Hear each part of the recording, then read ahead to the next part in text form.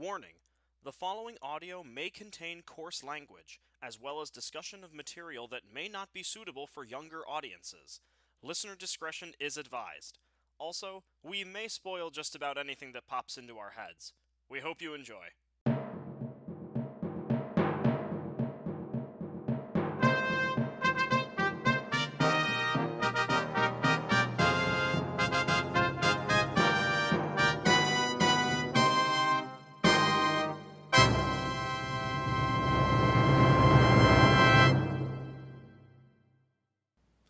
Hello, everyone, and welcome to another episode of Someone Wrote This, the show where we read crap.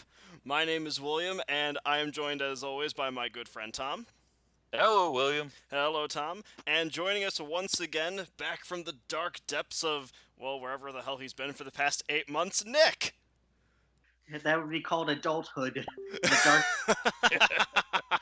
dark. Welcome back, Nick. Thank you. It's good to be back. Always good to have you.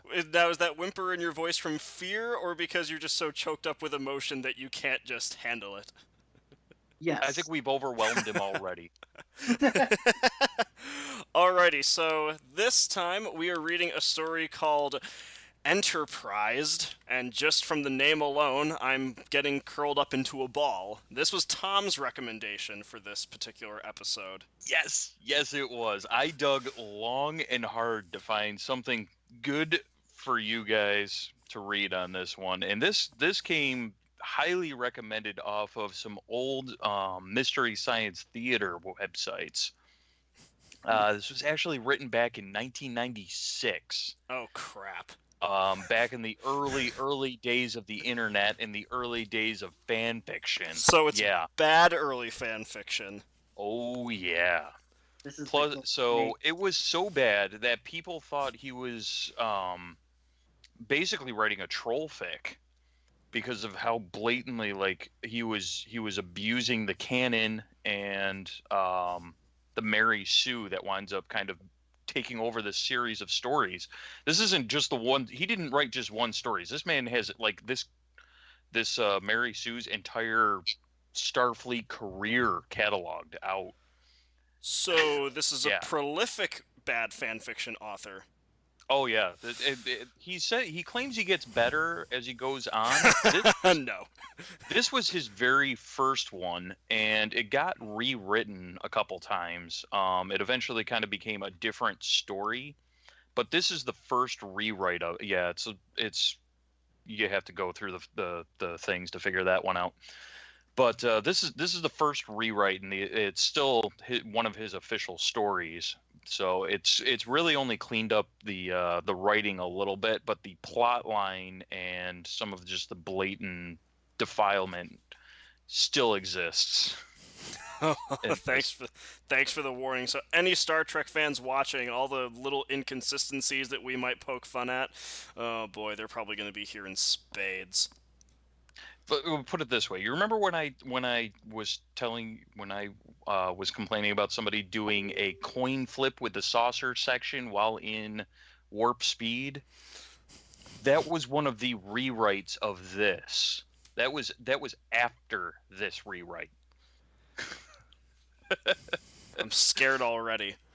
Yes. Alright, so shall we dive into this then?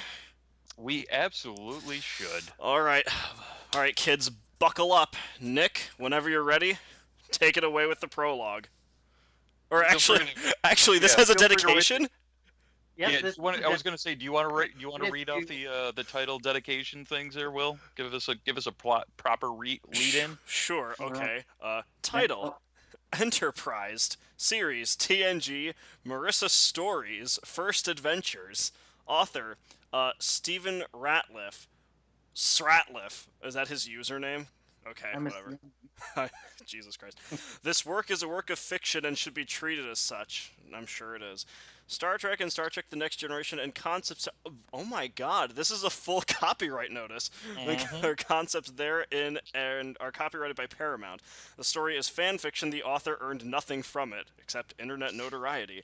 However, the story and the characters created here are in our copyright 1995 by Stephen B. Ratliff. Dedicated to my brother who asked, why do they always go back to the correct time? Yep.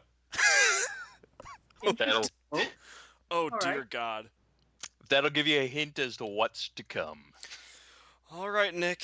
Take a deep breath and just let's go.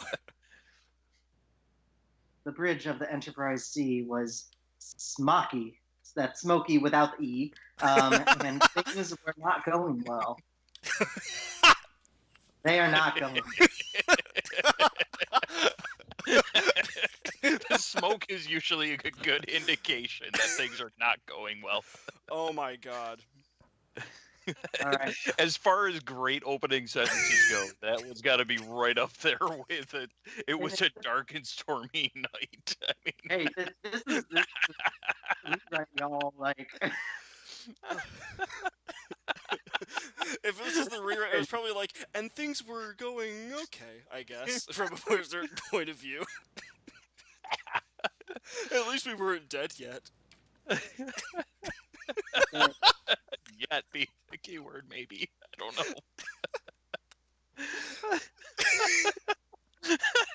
We're gonna make it through this first sentence. We spent 90 seconds on the first sentence. okay.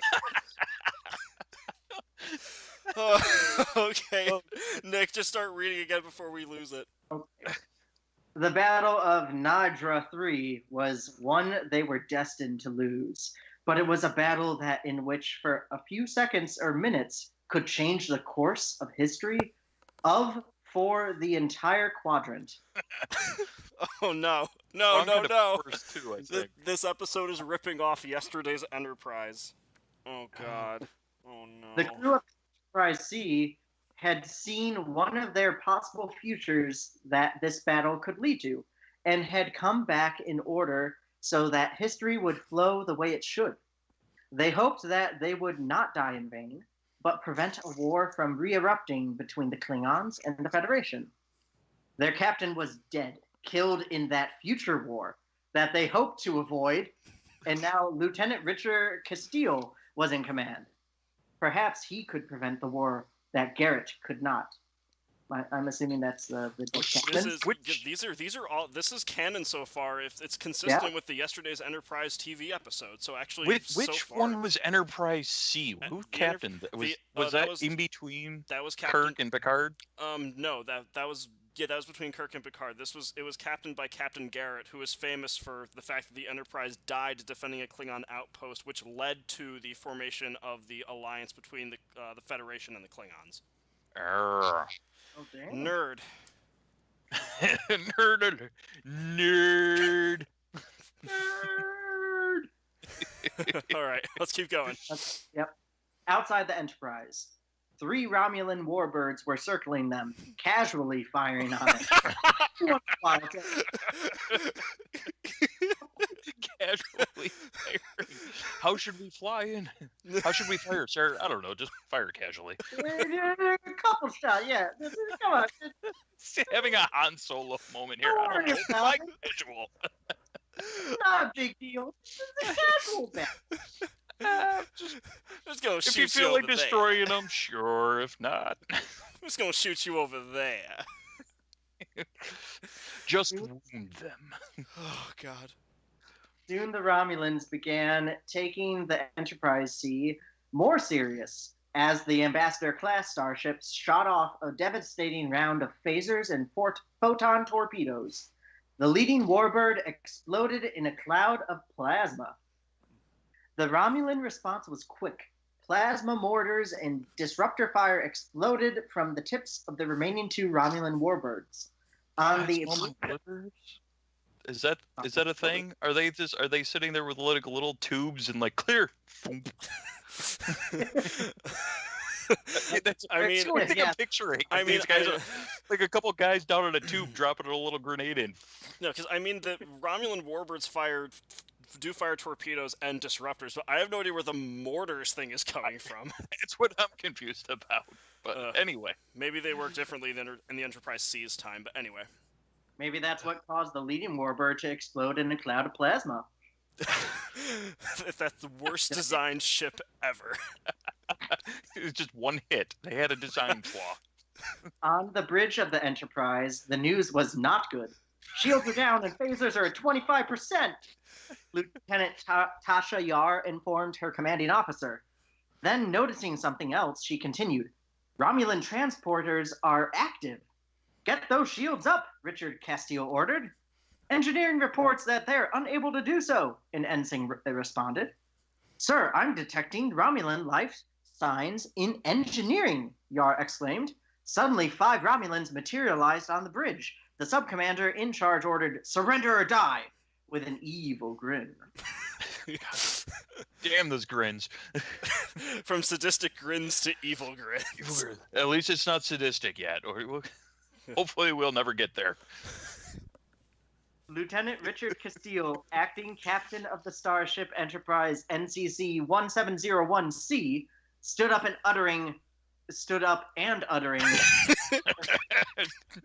Tense. Never. Pick a tense.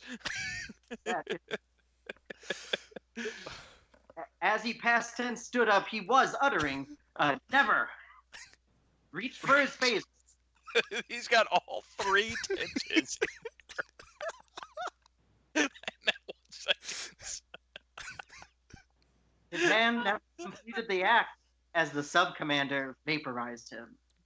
Pleased with himself, the Romulan sub-commander grinned. Not evilly, just a normal grin. And asked, any more takers for death? Damn. I just have to say something, as from one nerd speaking to whoever other nerds are listening. You got the actual number of the Enterprise right, NCC 1701. You didn't even get the name of the planet from the episode right. So what's your excuse for that? They probably didn't have internet guides back in 1996. Well, it was still just a bunch of college users and businessmen on the internet. If people could create a cult to pulp fiction back in 95, I'm sure that one existed for Star Trek. Oh, absolutely. Why do you think there's fan fiction from back then? Yes, there was a cult dedicated still to Star Trek. All Sorry, right. 1990. That's when the copyright hits. Yeah. All right, so, Tom, do you want to read Chapter 1? Do you want me to read Chapter 1? I'll take Chapter 1. I'll take us down to the first captain's log. Okay. I'll let you take over from there. Chapter 1. Captain's log. Romulan date 35739. Date converted to stardate. Captured craft USS Enterprise NCC-1701-C. Commander Sardock recording. I will soon be departing for the Federation. My mission is to lure the vessels into the zone under the pretext of assisting a damaged starship. It is hoped that I will be able to capture valuable Federation technology and perhaps even a little information about Federation secrets. Deep in the caves of Romulus, Ambassador Spock was showing the log to his wife. Starfleet. I'm sorry. Yeah, it was. Yeah, Look at what I passed, sweetie. The passage of this log was illogical. Chief of Intelligence Admiral Savick. Wait a minute, he married Savick? No. Whatever. Wait. Just keep going. Just keep going. Is that all, Spock? She asked. I have one of the best working on finding a more exact time for you, but I do not. The comma's on the wrong side of the butt. I do not know how long it will take, Savichem. Spock replied. Savichem? Probably Savik Kam or something like that. I don't know. I don't know. Savicom? All right. It will have to do, Savick replied. Admiral McGuire wants to make sure we prevent that mission at all cost. I will leave immediately to deliver the information to the Enterprise, Spock said. Then we will begin working on a plan for your return to the Federation. Hurry back. I plan on spending quite a bit of time with you, Savick replied seductively. Oh, no.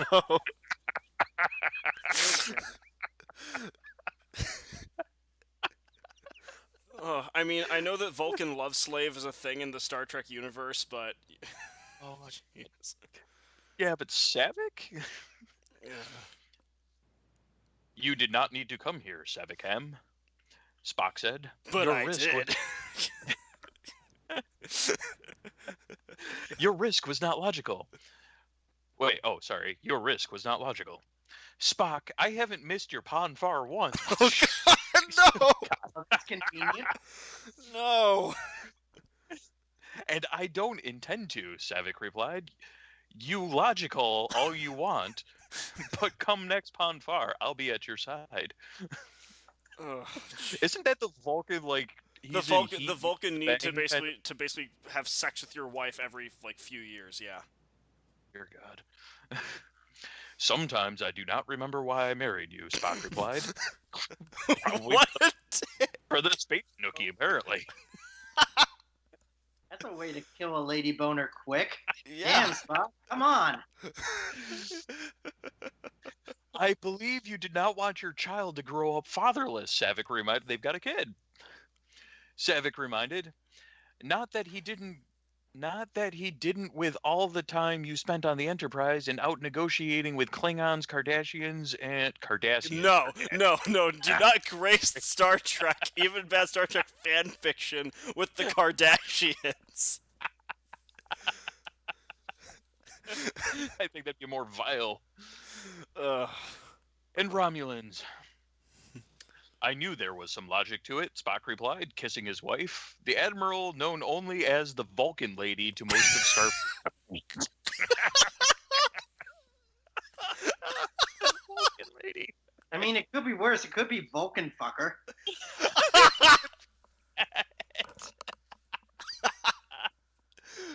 I'd like to pawn your far. Oh, Jesus. Oh my God. Do you want me to keep going, or do you want to take over the next captain's log? I'll take over the next one. All right.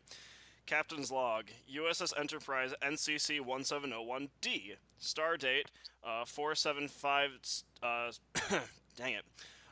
For this, the story is already killing my brain cells. I can't even read numbers. 47567.25. What? Very specific date. They only do one decimal point in the show. Captain Jean-Luc Picard recording. Oh, really? Who else would have been the captain of the Enterprise D? Whatever. The Enterprise... Captain Jean-Luc Picard of the USS Enterprise. I'm not reading this in a Patrick Stewart voice. If my Mario voice was any indication from the last time we did a reading of this, I'm not doing foreign accents ever again. The Enterprise has been ordered on a mission to rescue a starship was captured by Romulans over 20 years ago. The USS Enterprise NCC... Just say the C. Enterprise NCC 1701C was captured by Romulans after attempting to defend a Klingon outpost from Romulans. Well, yeah. Who else would they be trying to save it from? Thanks for clarifying that. Yeah. Yeah. Although they didn't succeed, their attempt to defend the planet was noticed and mentioned by the survivors when the Klingons retook the outpost the next day. We will be time traveling to just... Oh, yeah, sure. Why not? Because that's something you do casually, like Yes. firing. We will be time traveling to just 2 years after that event, where, according to information from Starfleet Intelligence's commanding officer, the Vulcan lady, is In the freaking in its own freaking like captain's log.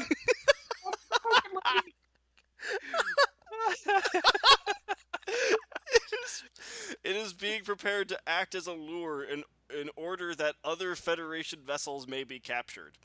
An intelligence agent will meet us on the border. In order to prevent our detection, we will be taking on the inventor of a cloaking device. What? No.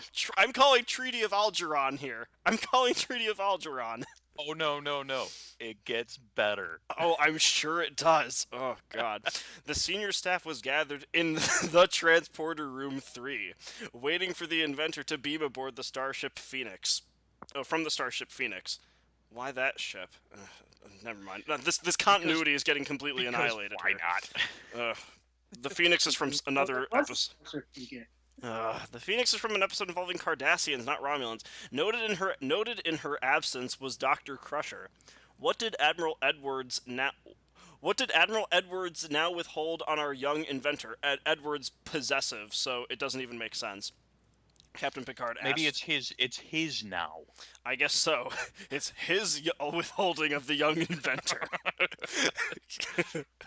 Captain Picard asks. He is young, secretive, and a Starfleet cadet, Troy replied. That says something about him, Riker commented. Not many cadets get the attention of command enough to have themselves sent to serve as a mission specialist before they graduate. Especially on the flagship, Picard concluded. Where is Dr. Crusher? You're the captain, you should know where she is. Who cares? It's the doctor. Why do you need her in the transporter room? Why does the entire main cast have to be everywhere? She called before you arrived and said that she has to finish with Ensign Flores first. Finish what? I'm afraid to find out. Geordi replied. Finish, eh? She was confaring with Flores. Shut up. Apparently, there, you know, as in, never mind, just wrong there, was a training accident in security this morning. It was their training accident. It was apparently there was a training accident in security this morning. Yes, Ensign Flores lost out to Lieutenant Dean in a sword match. Wait, what? Why are they using swords? Because why not? Oh my god. Worf replied, Ensign Flores needs to learn when to give up. Jeez. I don't know, Worf. I find that trait is very useful in a fight, Riker replied. In a fight, yes, Worf replied. Captain... That's what they were in. Yeah. Fight with swords. Just because it was training, it doesn't... never mind. Captain, the Phoenix is signaling its readiness to beam the inventor aboard, Geordi announced. Energize, Picard ordered. Wesley Crow...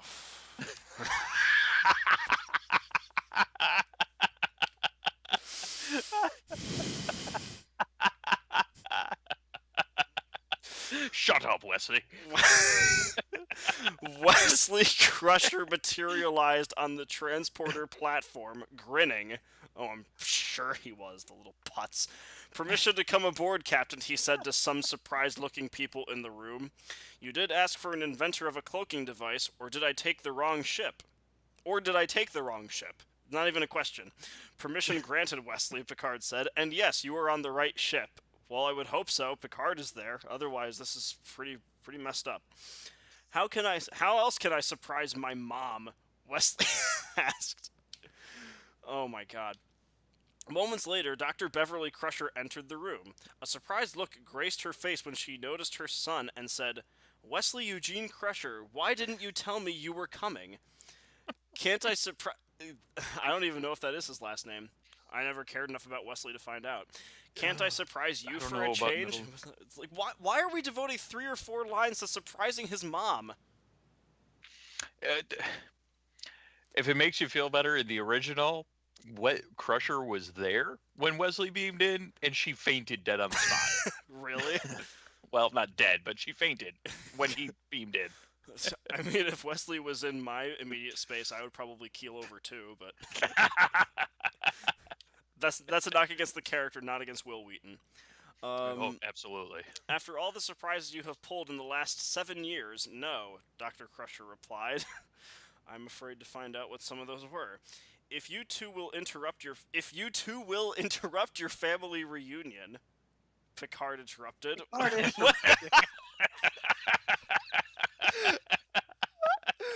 We have a meeting concerning our mission I'd like to get to.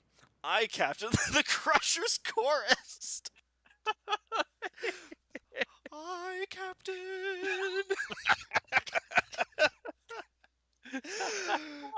Nick, take over, please.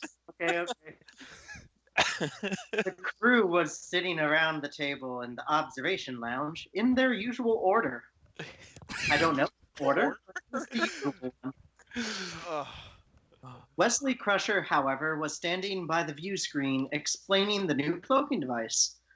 The device works on a radius method from its emplacement, Wesley explained. This means it only covers a certain distance. With the current version, the forward 8 meters of the saucer would be visible. That shouldn't be a problem. I can see Will over here going, why? Why? Yeah, it shouldn't be a problem, though. We'll just separate the saucer and leave it behind, Riker suggested. Wesley confirmed that it was an option with a nod. Correction, number one. That is a problem, Captain Picard said. Have you looked at the personnel we need? We'll be lucky to be able to staff the sea, much less our saucer. You, Then I you, suggest we give the kids' crew the saucer and send them towards some. to send them towards someplace. You kids go screw about in some place of space. We'll find you later. Oh, jeez. Because space isn't big enough to not find you later. Of course not. The kids' crew? Picard inquired. Whose idea was that? You should know. You're the captain. You should know this. And apparently Wesley knew that it was Marissa Flores. She started it after she got trapped in the turbo lift with you. I was in it before I left for the academy. What? The turbo lift or this kid's crew? The kid was in the turbo lift with him, I guess, in this episode. Disaster? There's an episode where, yeah. Oh my God! Wait, oh my God! It's the girl that was in the turbo lift with him. Yes, and she basically became the makeshift first officer while they were trapped. And that was the episode where he's singing Frere Jacques with all the kids. Yes. Oh my God. I did try to warn you that everybody is still canon. Oh dear God. The look on your face. It's something that you once knew and loved, Will. Fuck off, Tom. Fuck you for recommending this story. Nick, continue. You dragged me into Blood Whistle. I know, young Marissa, but I'll not put children at risk, Picard stated. What was your Kobayashi Maru time, Captain? Riker asked. 15 minutes, but I don't see how that helps, the captain replied. Marissa's time is above 20 minutes, Riker replied. I evaluated it last week. 20 minutes, worse. Picard replied. I have to see that. A recording is available, Riker replied. If you would like to add to the recommendations to accompany this 11-year-old to Starfleet Academy, get behind Data and myself. Data? Okay. I'll be adding my John Hancock to yours shortly, Captain Picard said. Pending my review of her Kobayashi Maru and any other relevant records, I will leave Marissa Flores in command of the saucer with orders to proceed to Deep Space Nine. Oh, saucer separation will occur. We're dragging Deep Space Nine into this too. My favorite of all the Star Trek shows too. The separation will occur at 2300 hours, and we will depart for Romulus at 0100 hours. Meeting adjourned. And ended chapter 1. That was long. Oh my God. Oh jeez. Who we got? Who's up next? Is this you up next, Will, or is this me? I think it's you because then Nick's right before. All right, I'm gonna take this two long paragraphs down because this is a long chapter. We'll skip we'll jump every two on this one. Fair enough. All right. Chapter 2. Captain Picard, after reviewing Marissa Flores' Kobayashi Maru, sat back and wondered at the unexpected ways that the young girl had managed to starve off the unavoidable. Is that a phrase? No, it's not. It's stave off the unavoidable. I will not get Taco Bell. She put them in a siege in 20 minutes, all right? I didn't understand that, though. Like, he mentions hers is above 20 minutes, and it's like, okay, so his is 15. Hers is worse. Yay! No, I mean, technically hers is better because it means that she lasted 5 minutes longer in an unavoidable defeat. So she held out for 5 minutes longer. That makes so much more sense. I figured he figured out how to beat it in 15 minutes. No, you can't beat the Kobayashi Maru. That's because Kirk is a dick. But he still won. Oh, fuck off. It looked to him like Marissa had a long and noteworthy career ahead of her. He had seen many Kobayashi Marus in his day, but none were with such original thinking and with such a tendency to find unforeseen options. The Academy programmers were going to have their hands full when she arrived at Starfleet Academy. Having decided that Marissa would be the best commander for the saucer, because an 11-year-old is the best one to put in charge of an entire star cruiser. Because apparently this story doesn't have Naomi Wildman, so they need another young girl to serve as a Sprainiac character. So He was going to find and observing her crew. Having decided that Marissa would be the best commander for this saucer, he was going to find and observing her crew in action during the Kobayashi Maru he sent for the young girl. Wait.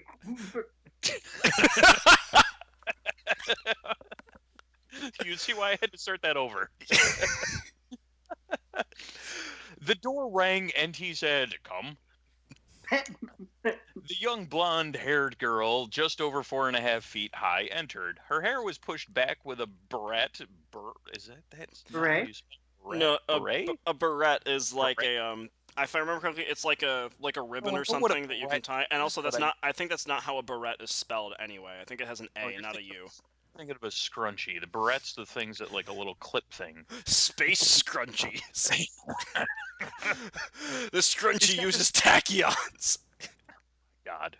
Reverse the polarity.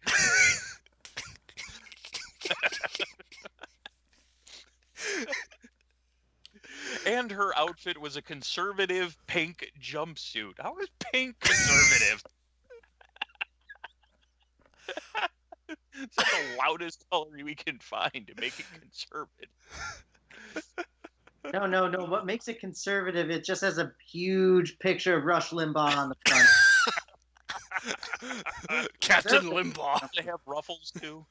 It's all a part of the Romulans' gay agenda. Jesus Christ.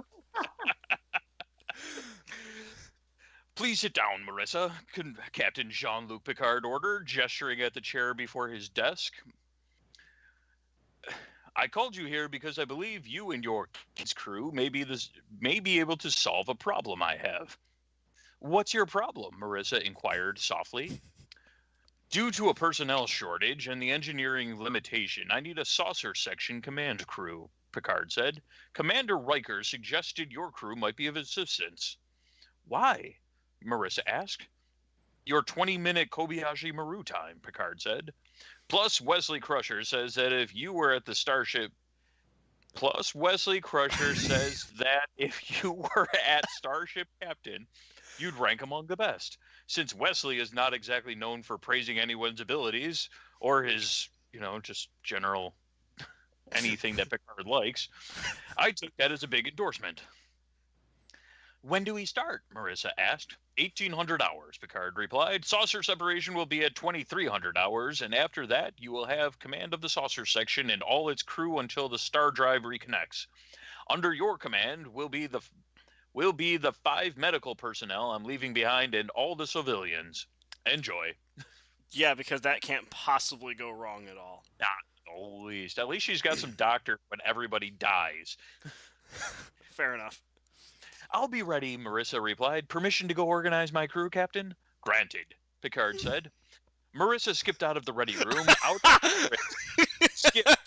skipped out of the ready room, out onto the bridge, and into the aft turbo lift, past some rather surprised officers. So, why the fuck is a girl skipping out of the captain's office?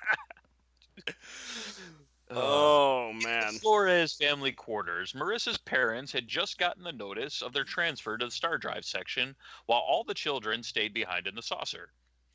George, who will watch over Marissa while we're gone? Ensign Margaret Flores asked her husband. I'm sure we can find someone who isn't going, Lieutenant Junior Grade George Earl Flores replied. Earl? The notorious George Earl Flores. I'm sure someone could find someone who isn't going, Lieutenant Junior Grade George Earl Flores replied. That's just it. I can't find anyone who is staying in the saucer, Margaret replied. At that moment, Marissa entered her family quarters. Good afternoon, Princess, her father said. What did Captain Picard want you and you on the bridge? I'm not done with you yet, George, Margaret interrupted. We still need to decide what to we still need to decide what to do with her during our absence in the star drive section. I'm sure Marissa here can stand a little while alone, George replied. Why is he from Texas? Who else names their kid George Earl? Come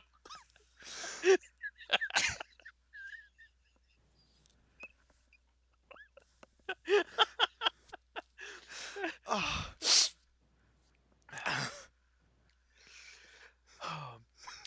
Yeah. Yeah, especially since I'll be in command of the saucer section, Marissa replied. Marissa, I thought I told you to be truthful, little girl, her mother responded. You can check my orders, Mom, but if you don't mind, I've got a crew to get ready, Marissa said to her shocked parents. Jay and Clara will be in a while. Send them to my room. After Marissa entered her room, her father said, Well, I always thought that Princess had an air of command to her. You know, George, I think that your nickname for Marissa is quite amusing, Marissa's mother responded. It is a little ironic, isn't it? Her father replied. Sure it is. Whatever. Because nobody calls their daughter Princess. Yeah. Not uncommon. Maybe standards are different in the 24th century. Maybe Right, maybe instead of saying my little George. my little princess, they say like my little tachyon or something. I don't know. Okay. Marissa Flores and her kids' crew entered the bridge minutes before 1800 hours. Captain Picard was waiting there with the beta shift. Right on time. What is a beta shift? It's something. It's kind of like an alpha shift, but it's slightly less disturbing. Shut up. Right on time, Marissa, Picard said. I assume this is your bridge crew? Yes, Jay Gordon will be my first officer and command beta shift. Marissa introduced. Clara Sutter. Wait, oh my god, is this the... Oh, jeez. Yep. Oh my god, from Imaginary Friend. Oh man. Oh, this is... I'm not reading ahead on purpose, but this is making me cringe so much. Clara Sutter is my chief engineer and second officer. Alexander Rozhenko, aka Worf's kid, our chief of security. Yes. Patterson's... Because that's not sexist right there. They're putting the Worf's kid in front. Her Yeah. speciesist. Yeah. Oh my god. Patterson Supra, my helmsman, and Ro Nerys, my, Ensign Ro? What? My ops officer of the week.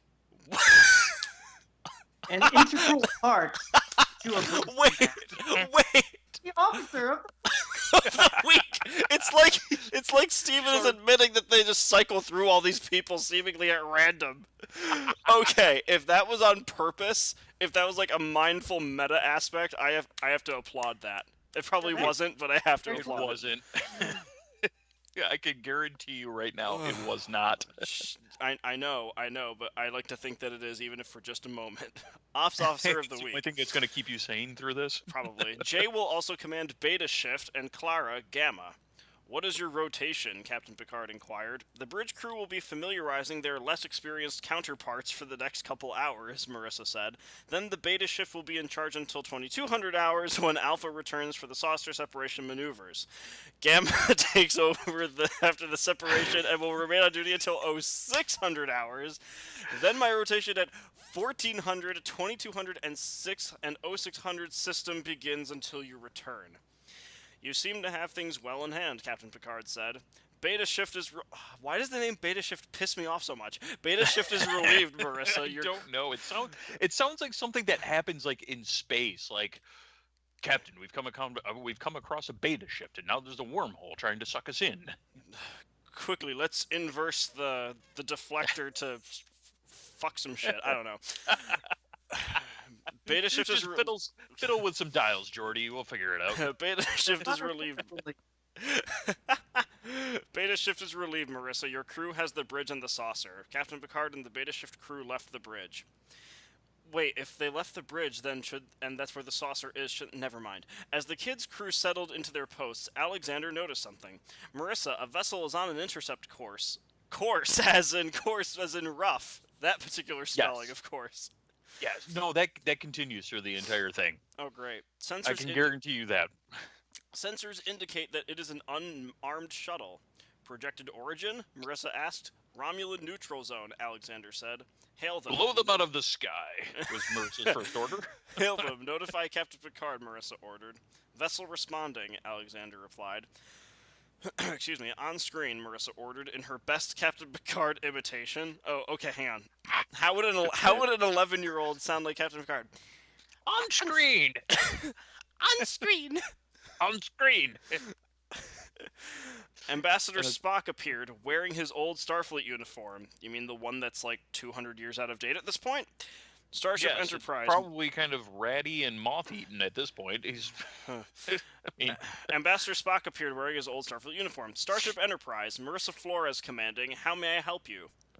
I am Ambassador Spock, he said. I request permission to land in your shuttle bay. I have important information for Picard. Proceed to Shuttle Bay 2, Marissa replied. Commander Data will meet you there. Proceeding to Shuttle Bay 2, Proceeding to Shuttle Bay 2, Ambassador... Why can't I speak? Ambassador Spock out, Spock replied. You seem like so flustered from this that you're having trouble spitting words out. It's just, I love Star Trek so much, and it is just getting so many things about Star Trek wrong.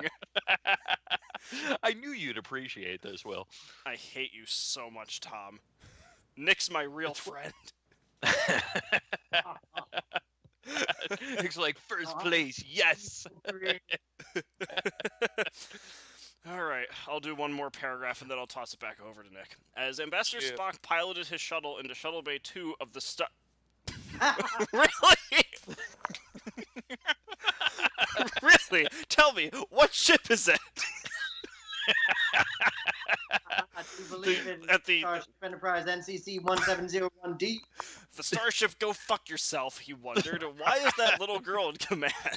A sensible thought, honestly. The most sensible thought anyone's had in this thing so far. Well, no, yeah, but it might be a sensible thought, but it's certainly not a sensible sentence. Read that again. As Ambassador Spock piloted his shuttle into Shuttle Bay 2 of the Starship Enterprise NCC 1701D, he wondered, why is that little girl in command? He just wondered. He wondered. I like to imagine that I like to imagine that the "why is that little girl in command" portion is Steven channeling the audience. Like, why is that little girl there? Spock is sort of the audience surrogate in this. When he's not being pon-farred or anything like that. She can't be much older than 10, 12 at the most. I thought Captain Picard didn't let children on the bridge. Frickin' exactly. But the whole bridge seemed... as in, there were some seams. Right, like some clothing seams. But the whole bridge seemed to be manned by them. Landing, he opened the side of his Romulan-made shuttle to be met by the android Data. Mr. Data, I am pleased to see you yet again, Spock said. Welcome aboard, Ambassador, Data replied. Captain Picard would like to see you in the battle bridge ready room. Tell me, Data, why are children manning the bridge? Spock asked as they left the shuttle bay. I've known all of the captains of the Enterprises, and I would have picked Captain Picard as the least likely to do such a thing.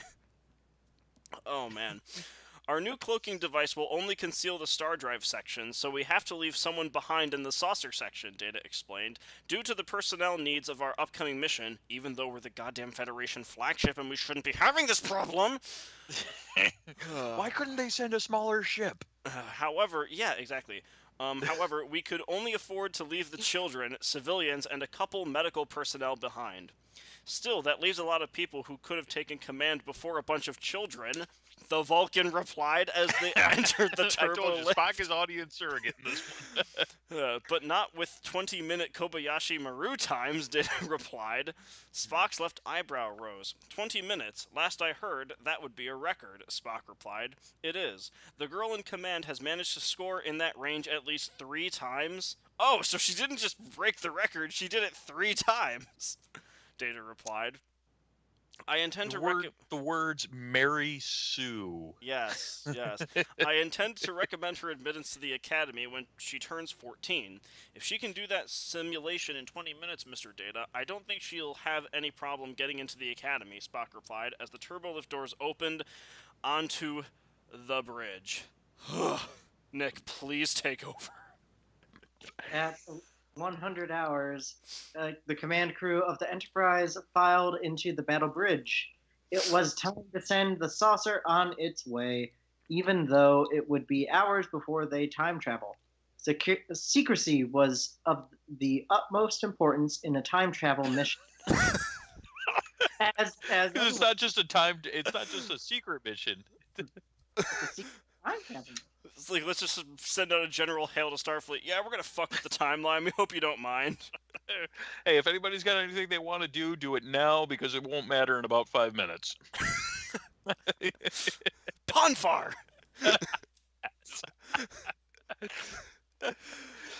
Captain Picard read the main bridge. Miss Flores, are you ready? Saucer section is ready. All personnel transfers are complete, Marissa replied over the intercom. Thank you, Miss Flores, Picard replied. Seal all connection corridors and turbolifts. All turbolifts clear. Latching system ready, Data replied. Oh, all turbos.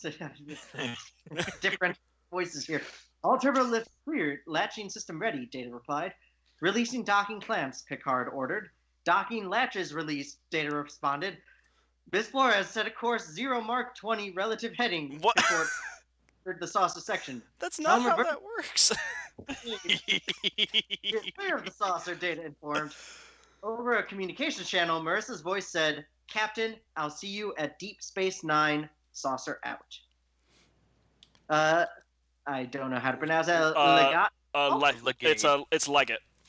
Legate Tyrrell? Okay. Yeah, right. The Legates are the high-ranking individuals in the Cardassian government. Okay. Quick, Legate. The coppers are onto us. Legate! Shut up! You son of a bitch!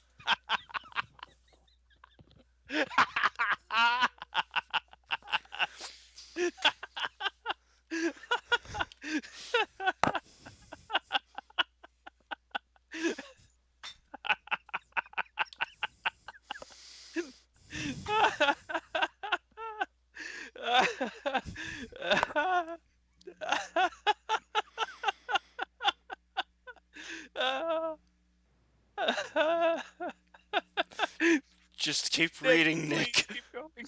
So, Legate Tyrrell, head of the Cardassian Central Command, gathered his gathered his goals together. Among those present were Gul Asset, head of the First Order, Gul Dagat, head of the Second Order, Gul Dukat, head of the Third Order, Gul Avec, head of the Fourth Order, Gul Gavrak, head of the Fifth Order, head of the Sixth Order, and Gul Darkat, head of the Seventh. All were at the table that Legate Tyrrell stood at the head of. My loyal heads of the orders of the Central Command, he began. And reading all of the names. Go set.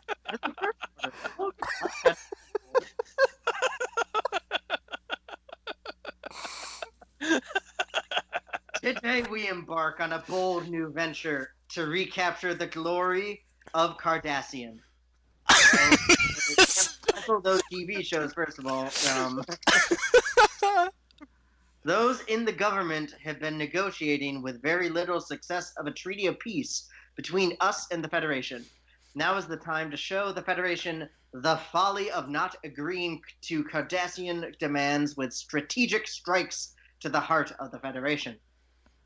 And how do you plan to accomplish this? Gul Avec asked. The present patrols of the border are weak, Legat Terrell replied.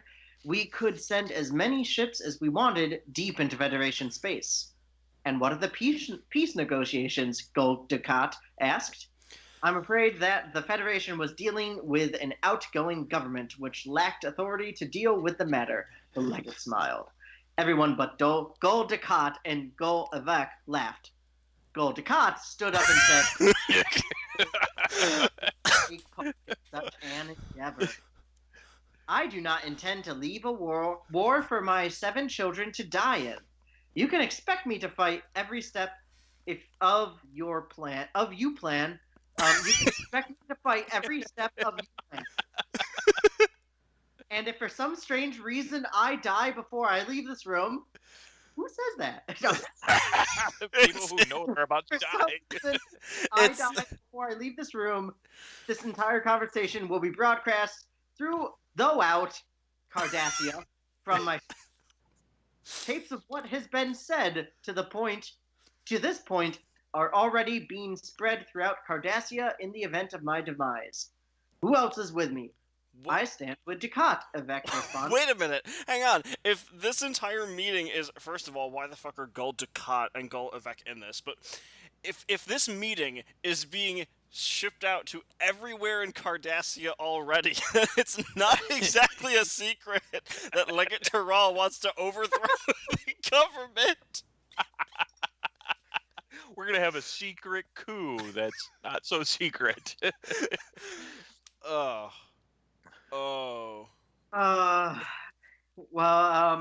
You are trying We're reading bad fan fiction, William. What do you want from it? Not this! I did not want this. Shout out to the Rat Cat! Oh. Or whoever wrote that awful poem. The what? It's a long story. We'll tell you about it after we go off the air. All right. But shout out to the Potsdam Rat Cat and the impeccable editing that is always present in every edition. Maybe they have the same editor, the Rat Cat and Mr. Steven, whatever the hell his last name was. Ratliff here? Ratliff. Oh my god. Yeah. Anyway. You are trying to plunge Cardassia into a war it can ill afford. I will not be a party to the demise of Cardassia. Go. The path to a new Cardassia will be paved with your blood, Legate replied. No, Legate, you will be crushed under the new Cardassia, which you are trying to overthrow, Dukat said, leaving the room. Now that the traitors are gone, Legate Terral continued. Apparently, Evek also left with... My God, you can keep the name straight? Now that the traitors are gone, Legate Terral continued, somewhat ruffled. Let's get down to battle plans. No one has any strong reactions in this thing. Casually fighting, somewhat ruffled after a whole civil war. We've just decided to plunge the entire empire into civil war, he said, somewhat ruffled.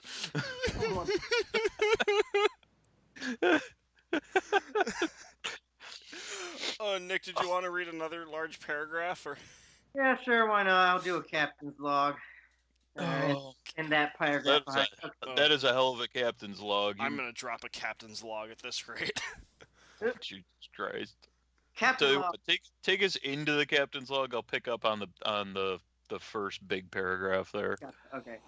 Captain's log, supplemental. We have initiated saucer separation and are traveling towards the neutral zone. I have left Marissa Flores in command of the saucer with orders to proceed to Deep Space Nine. We, on the other hand, are about to time travel to rescue the Enterprise C. Captain Picard and Captain Riker were talking about the mission on the battle bridge of the Enterprise D. Captain, I don't feel comfortable with the Starfleet's orders on this mission, Riker stated. Time traveling should not be used for such trivial missions. Because time travel is that normal? Time travel's as common as a garden hoe. You can just do it whenever you want. What? Wait, hang on. Let me say that again. No, I think I understood what you were saying, but no. It came out wrong. Listen. I don't know what you're doing with your garden instruments, but don't bring that stuff here. All right. Normally, I would agree, number one, Picard said, but it seems that there is quite a bit of evidence supporting our going. I never heard of it, Riker replied. I was just informed of its existence, Picard said. I have no idea of what the evidence is, but it must be quite extensive for Admiral Nechayev. Nechayev. I liked mine better. Nechayev to make such a move. So they're going out there on totally no information. Which Picard whatsoever. would never agree to. But They're just told that there's evidence. There's some vague evidence that something happened, and we're okay with it. Oh my god. How has he never heard of the Enterprise C? Or time traveling? Is that what he's referring to? I've never heard of it, and they're talking about the Enterprise C. Well, it's a bit of a long story, but in the original episode, the timeline got restored, and the encounter with the Enterprise C technically happened, but it didn't in such a way that they don't remember it happening, because when the Enterprise C went back in time, it caused some events to change, but it's just keep reading. Whoa.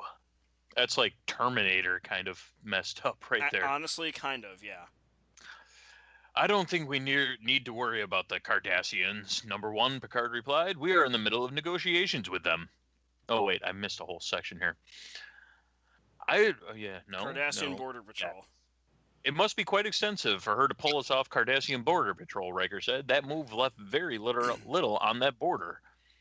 I don't think we need to worry about the Cardassians. Number one, Picard replied. We are in the middle of negotiations with them. With that comment, Cadet Wesley Crusher entered into the bridge. Shut up, Wesley! The cloaking device is ready, Captain, he informed them. Engage cloaking device, Captain Picard ordered. Helm, begin slingshot maneuver. The fuck? What is going on over there? That's not me. That's not me. Nick, have you suddenly... Nick, I know we just mentioned the Terminator, but are you roboticizing on us? Y'all just went quiet for like 30 seconds. Like I saw your mouths moving, but I couldn't hear a dang thing. I don't know what's going on. Oh my god, you're channeling George Flores' voice. Seriously, Nick, did you just come in from like an alternate timeline? Flores, the perfect matching last name with a middle name, because Earl and Flores let's just go I back think to Nick just got replaced by Earl. No. Engage cloaking device, Captain Picard ordered them. Helm, begin slingshot maneuver. The star drive section of the Enterprise D shot forward towards the star. Just before she disappeared into the past, the faint shadow of a Galaxy-class starship was seen against the star, a shadow that had been seen before, nearly 20 years ago, before this Enterprise C disappeared. As Marissa left the bridge in Clara's hands, she wondered, walking to her quarters. Do I have the ability to command this ship? She wondered, walking to her quarters. To successfully get through do I have the ability to command this ship to successfully get her through battle? Battle. Get her through battle. You're right. There's no R in there. Do I? She had commanded the ship in many simulations on the holodeck, but that had made her first real command no less frightening. Meanwhile, 20 years ago, at the heart of the Romulan Star Empire, Commander Sardak was beginning a log entry on the Enterprise C. Oh yeah, he's a thing. Captain's log. Romulan date 35739, date converted to stardate. Captured craft USS Enterprise NCC 170-C. Commander Sardak reporting. I will soon be departing for the Federation. My mission is to lure the... Didn't they say this already? This was literally in the beginning of the story. My mission is to lure the vessels into the zone under the pretext of assisting a damaged starship. My mission is to copy and paste. My deja vu will be complete. It is hoped that I will be able to capture valuable Federation technology and perhaps even a little information about the Federation secrets. Oh my god. Good luck, Will. Oh jeez. The secrets were none other than blood. You do realize that no Enterprise has something they once knew and loved. You do realize that no Enterprise has ever stayed captured, Commander, a sub-commander said. Then the Enterprise C will be the first, Sardak replied. I hope so, the sub-commander replied, especially after what happened to some of its predecessors. Like what? Sardak asked. The original Enterprise self-destructed when a group of Klingons took her, the sub-commander said. The Enterprise B was briefly taken over by us, only to result in the loss of all personnel when the crew retook the ship having escaped from the brig. There's something there's something that's not happening here. Sardak replied. There are no prisoners aboard. How many times? Used the wrong bear in a row. That's not my point, the sub-commander replied. This ship has been under Romulan control for 5 years. We are pushing our luck. Someday soon, Starfleet will take her back and we will all die in Federation prisons. Now that's a student of history. What? Sub-commander go jump in a lake? Apparently they time traveled to 1950. We've gone too far. The lake was none other than blood. The Enterprise D. Jesus Christ. The Enterprise D eased into orbit beside the older starship Ambassador Class Enterprise C. While no one could see the cloaked Enterprise D, the Enterprise C was clearly visible. It was right there. It's like it was there. They were looking for it, and it hadn't moved.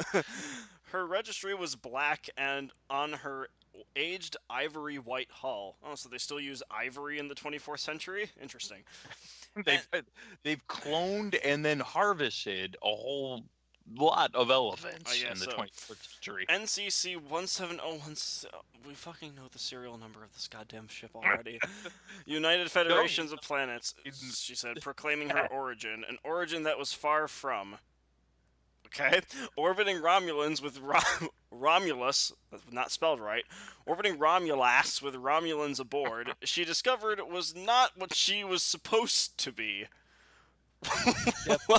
Definitely. That, however, was about to change. Mr. Worf, scan the Enterprise C, Picard ordered. Report on number and location of Romulan forces. 15 total, Worf reported. 5 on the bridge, 1 in the transporter room, 2 in sickbay, 10 in engineering. That is 15. 1, 2... No, it's not. Oh, that's wait, 13. yes, that's 13. No, wait, hang on, wait. 5 on the bridge, 1 in the transporter room is 6, 2 in sickbay is 8, and then 10 is 18. You and I both couldn't count to 15. Mr. Worf, you're an idiot. How many are on the You're a terrible security guard. You're a terrible mathematician, Worf. Number 1, I believe you have a starship to capture, Picard commented. Aye, sir. Worf, data with me, Riker said, moving to the turbo lift. Down on the planet's surface, Tasha Yar, former chief of security of the Federation starship Enterprise, of late, wife of a Romulan general, was having a bad dream. Any more... The sad thing is that this is actually dangerously close to canon. Tasha Yar Oh, and boy. her Romulan consort. Yeah. Any more Yeah, no. any more takers for death? The phrase kept repeating in her dream as one by one her colleagues were vaporized by a Romulan disruptor. Tasha awoke with a start. She was glad her husband was out on assignment. She got up from bed and went to look at her sleeping daughter, Sela. She thought, I can't let her grow up on Romulas. It's almost as bad as where I grew up. Maybe I can get the shuttlecraft working. All right, I'll read one more, and then then I'm gonna pass this on. Nearly 20 years later, Gul Dukat's, because I have to differentiate between the C and the K between these two. Gul Dukat's warship. Is it Gul Dussets? No, the one with the K is Gul Dukat, which is based on a real character in DS9. This is just the same name with a C instead of a K, and he's not It's not a soft canon. C, like a Dusset. Dusset? Ducat. I'm calling him Ducat. Gul Dukat's warship. Alexandri Dumbass? Let me read, Tom.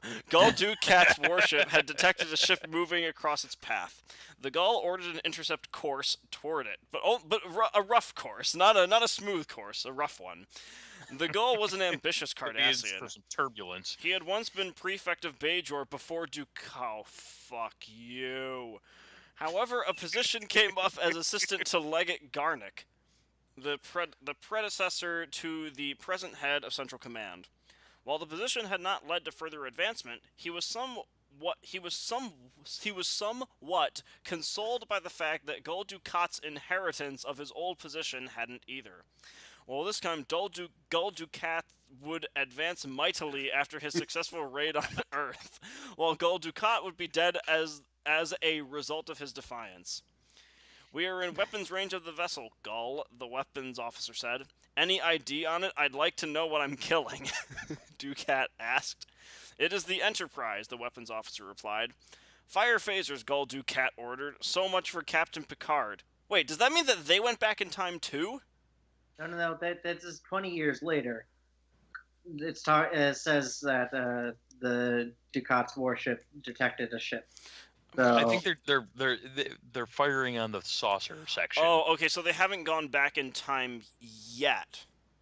No. Okay. No. The saucer section's headed for DS9. Yes, I know that. The other parts is back 20 years ago to rescue the Enterprise C. And this Cardassian vessel is firing on the saucer section. Okay, that's what I. Okay. Sorry, my brain is getting totally fried. Want to do one more cycle through, and then we'll call it a night? I think that sounds lovely. Okay, has it been that long already? Holy cow! Yeah, it's already about 10:30 at the time we're recording this. So, all right. Okay, Nick, take it away. Chapter 4. Boom. Chapter 4. All was quiet on the Enterprise C. It was a normal day. The Romulans were finishing with or without the smoke. Yeah, smock. The Romulans were finishing the last preparations before the ship set off to trap its fellow starships. Commander Sardock was on the bridge with his paranoid subcommander when that changed. 6 Starfleet officers materialized on the bridge. The subcommander managed to get off a shot. His disruptor vaporized a young female ensign. A red The shirt. away team quickly stunned all the Romulans. R.I.P. young female ensign. Red shirt number 1. Sure. Yep. Yep. Classic. Meanwhile, in the Enterprise C's engine room, officers materialized at strategic points, stunning each of the Romulans. However, not all of the officers were quick enough. One Lieutenant Junior Grade got himself killed when he beamed in on the wrong side of the Romulan, but not quick enough to prevent the lieutenant from firing his own shot, which stunned the Romulan. Wait a minute. How is that the lieutenant's fault that he got beamed to the wrong side of the Romulan? If anything, that's the fault of the asshole who transported him there. Right? I never liked Officer Bradley anyway. In sickbay, more strategic beaming occurred. Because clearly they weren't using strategy before, because some got beamed. Damn it, we've got 2 people killed so far. Maybe we should pay attention this time.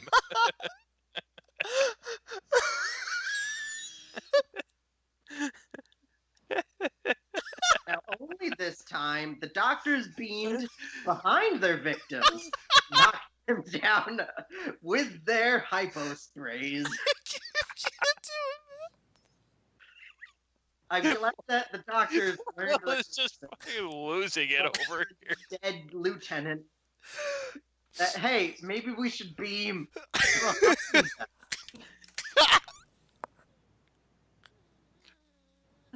Then the doctors arranged their victims carefully on the biobeds. Meanwhile, an other security office had taken out the Romulan in the transporter room. Meanwhile, an other security office had taken out the Romulan in the transporter room. Strategically, of course. Strategically. It depends on how much the beaming officer liked them this time. Yeah. I never liked him anyway. As the takeover had finished on the bridge, Commander Riker began contacting his officers. Commander Riker to Lieutenant Worf. Worf here. Status? All 9 Romulans secure. 1 death. Lieutenant George Flores. Oh no! I'm going off to the big cow pasture in the skies. Not Earl, Ma.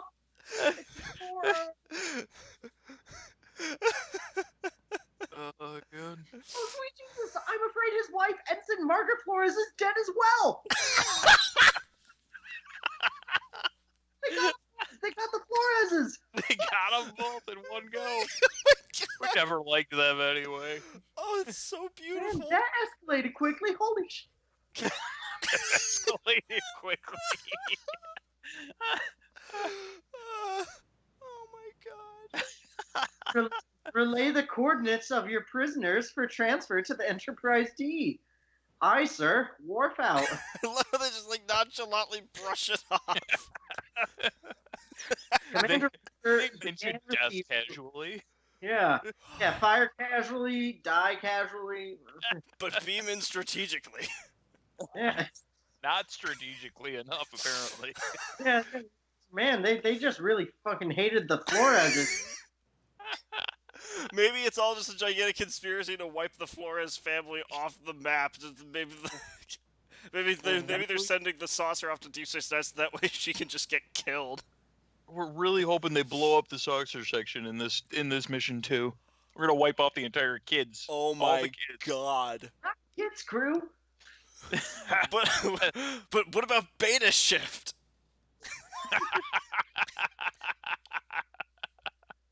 Commander Riker began receiving reports from the other away teams. After determining that the possessive there, were no more problems, he hailed the Enterprise D. Commander Riker to Enterprise D. Enterprise D. How did it go, Commander? Captain Picard How'd asked. it go? Not as well as it could, Captain.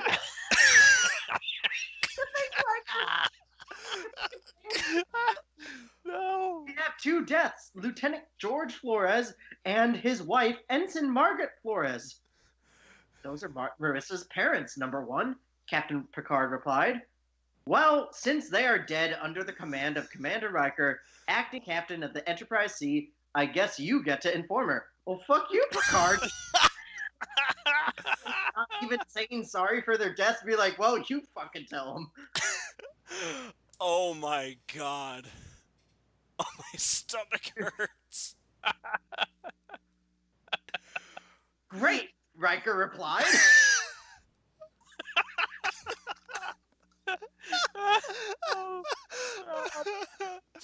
I mean, I know it's probably a sarcastic great, but I just love the way you said that. Great. I'd appreciate if my crew could be beamed over as soon as possible. Transfers will begin momentarily, Commander, Picard replied. Enterprise D out. That very moment, down on the planet Romulus, Yeah. Kashgar and Selah went for a walk. It was an beautiful morning. The Romulan version of birds were singing. What? Their names. It's like I can just Romulan imagine like bird. like tweet, tweet, tweet, tweet, destroy the Federation. Tweet, tweet, tweet. And the flowers were in bloom. Soon they neared a cave, at the back of which was an old shuttle bearing the inscriptions USS Enterprise, NCC 1701 C03, Fuck off. United Federations of Planets, and Kirk. What? What is this, Mother? Selah asked. What? Wait, A Kirk wasn't on shuttle, the my last was he? post in the Federation fleet, Tashiar replied. Your father placed it here and challenged me to fix it up before you were born. Oh my, what? What does Kirk have to do with that? What? Poor What? Will. I think we broke Will. I His broke a butt. long time ago, Was- man.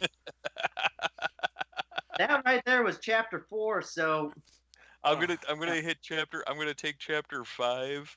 Well, this is a Down- long chapter. Holy This is shit. a long chapter. We'll You have to know, break I this up. think we can do that. I think we can split this. All right. yeah. Okay, fine, fair enough. Yeah.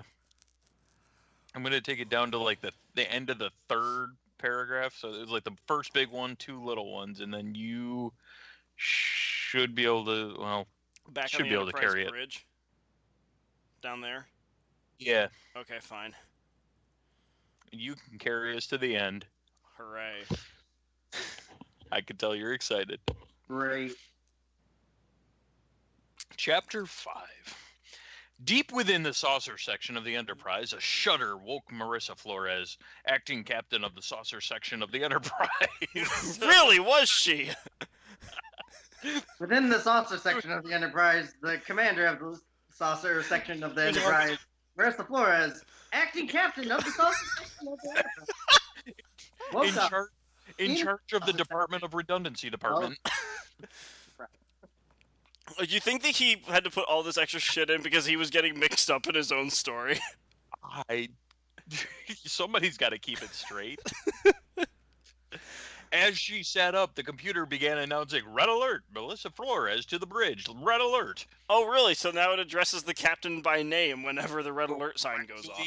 The red alert, yes. Uh, She jumped out of bed and slid into her boots. I bet she has Uggs. I bet she has Uggs. They're pink. They have to be pink. Pink They Uggs. go with the uniform. Okay. Having slept in her uniform, parentheses, one never knows when duty will call. The only thing, Yes, the parenthetical aside, the only thing remaining for her to do was to put her hair back into a quick ponytail. Having done this, she raced out of her quarters, down the hall, and into a turbo lift, which she ordered to take her to the, quote, bridge. I love the fact that it's like, you know what, I know the ship is probably in peril, but I gotta fix my hair first. Priorities, Will. Priorities.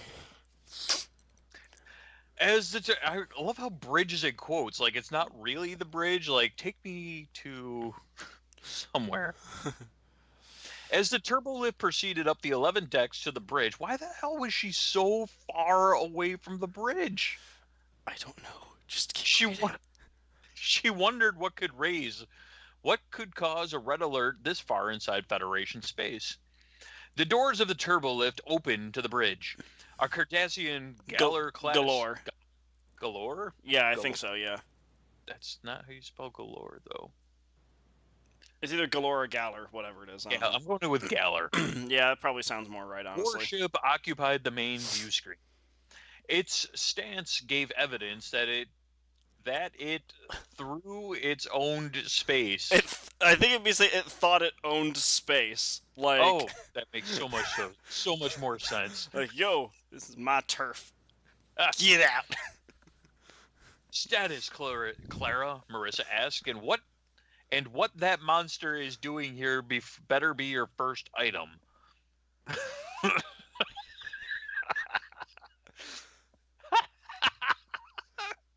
Marissa's got a badass attitude going in.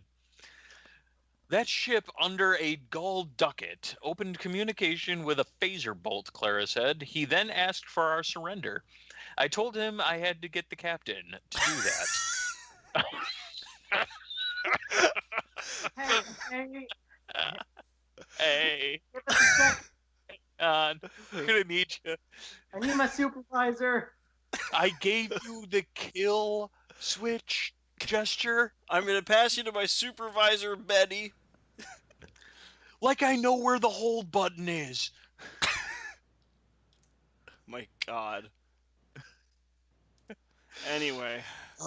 Ship's status, Marissa asked. Shields are at 90% due to their first blast, Clara replied. Other than that, we're fine.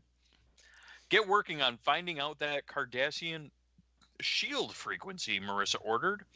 We are about to go a little too close for that gull's comfort.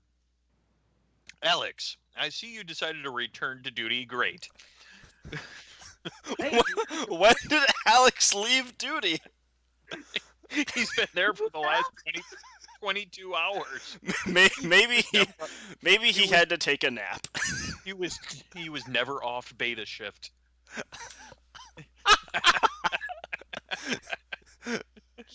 If you would, I'd like to speak to that Cardassian gull, please. I'm putting him on screen now, Captain. Alexander Rodrigo Rozhenko. replied, whatever. Gull Dusset appeared on the view screen. This is Marissa Amber Flores, captain of the Enterprise saucer. How may I help you? Marissa asked sweetly.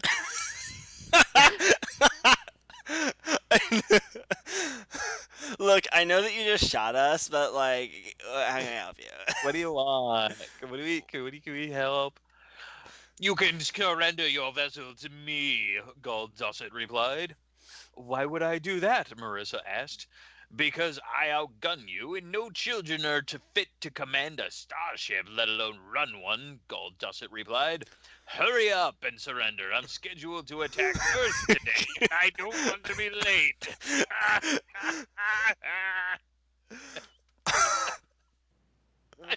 He's got one ship and he's going to take on Earth. Serious? Oh my God. It seems you need to apologize to some people, Marissa responded. You can start with the threat to attack Earth. Then there is the required sorry for intruding on your territory. And finally, my crew and I would like an apology for the insult you just gave us. What about when he attacked you? I think that was what it meant. I don't know. You killed my father, prepared to die? No, like the threat to attack Earth, intruding of the territory, and then insulting the crew. But no, attacking the ship. No, that's fine. That's good. That's fine. Don't worry about it. Apologize to a bunch of kids? Never. They're never. Gull Dusset replied scathingly. At least it wasn't sadistically. You. Oh, don't pull that shit on me. You've been fucking with me the entire time we've been reading this. Then I must ask you to surrender your vessel, Marissa replied. I simply, in all good conscience, can't leave some at my back who intends to attack Earth. Some what? Can't leave some at my back who intends to attack Earth. All right. Then you will die, Gull Dusset replied, closing the channel. All hands to battle stations, Marissa ordered. Patterson, nice of you to have joined us. Was nobody on the bridge? There's nobody here. They've left one person in charge of the bird. Hey, Clara, you're on your own. Peace. Set evasive pattern as Beethoven Moonlight Sonata. Alex.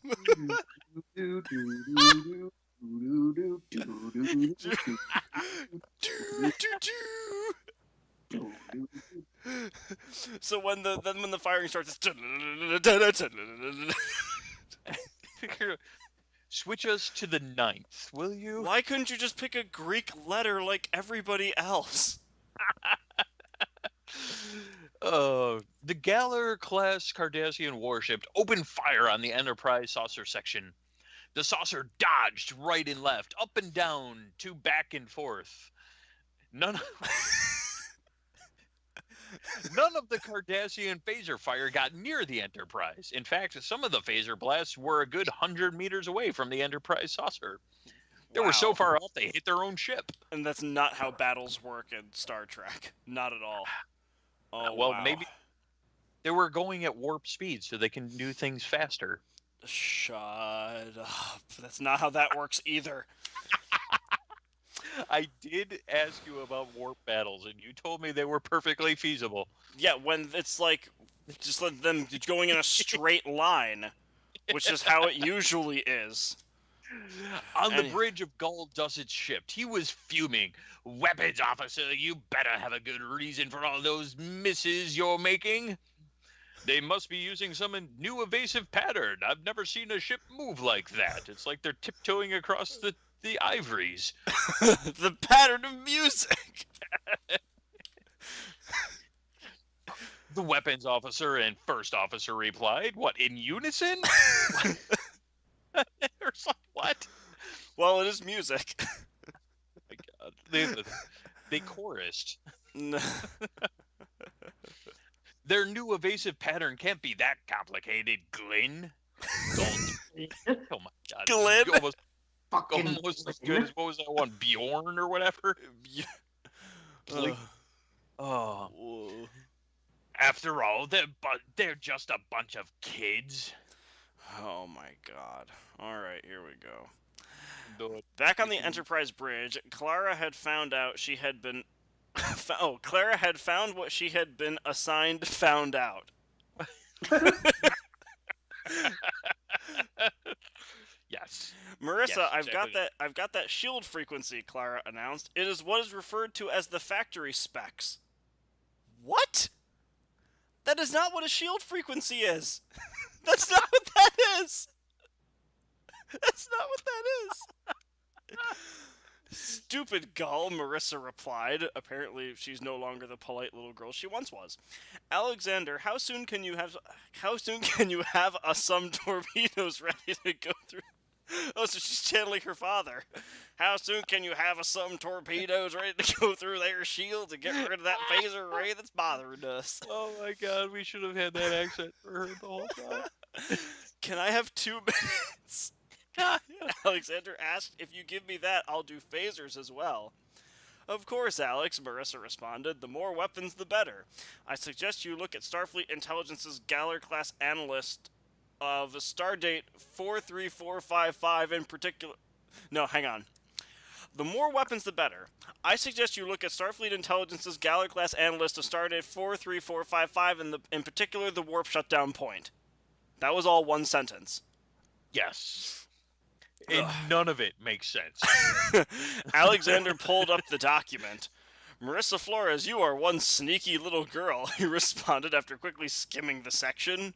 Just don't tell my parents. They believe I'm a nice little princess. Well, you're not going to be able to tell them because they're dead. A surprise! He ain't gonna tell them shit. Targets that lovely spot and launch torpedoes when ready. Patterson. Once those torpedoes impact, now that you're finally here, I'll be ordering you to close in, and Alex will do some more detailed work. Aye, sir, Patterson replied. Torpedoes away, Alexander announced. Impact in 20 seconds. Questions? So many questions. 1, that was not 2 minutes. 2, it doesn't take 20 seconds for a torpedo to hit a ship in space. Maybe while he needed the 2 minutes, he was skimming the document. It's because he can multitask. For an 11-year-old, he's really good at multitasking. On the Cardassian ship, an officer announced, the Enterprise has launched torpedoes. Reinforce shields at projected entry positions, Gul Dukat ordered, and Turning back to the weapons officer, continued berating that officer's targeting ability. It's like that one. It's like so pissed. He doesn't even care that his ship is taking fire. He's just that guy right now. it reminds me of that one guy from Spaceballs. Careful, you idiot! I said her cross her nose, not up it.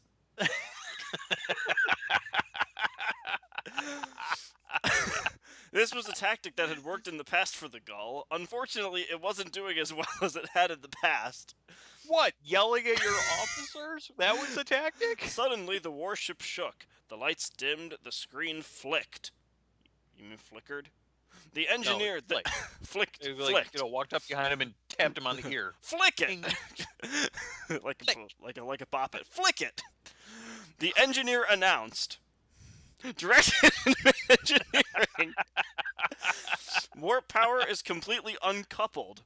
That's not... You don't uncouple power. Anyway, another hit in the main phaser array. All weapons have gone offline.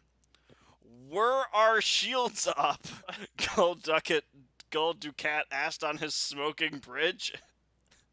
There's a lot of smoke, apparently, in this story. They still are, sir, the weapons officer replied. Apparently they have a way to get around our shields. They are moving closer. The Enterprise saucer moved in on the Galler-class warship. Phaser beams shot out, taking out first the other phaser arrays, then the torpedo bay, next the impulse engines, and lastly the shield generators. Damn, that's methodical. Why not take out the shield generators first? I feel like that'd make that a whole lot easier. On the bridge of the Enterprise, Marissa watched the systematic destruction of the Cardassian warship. You know, Clara, Gul Dukat was rather full of himself.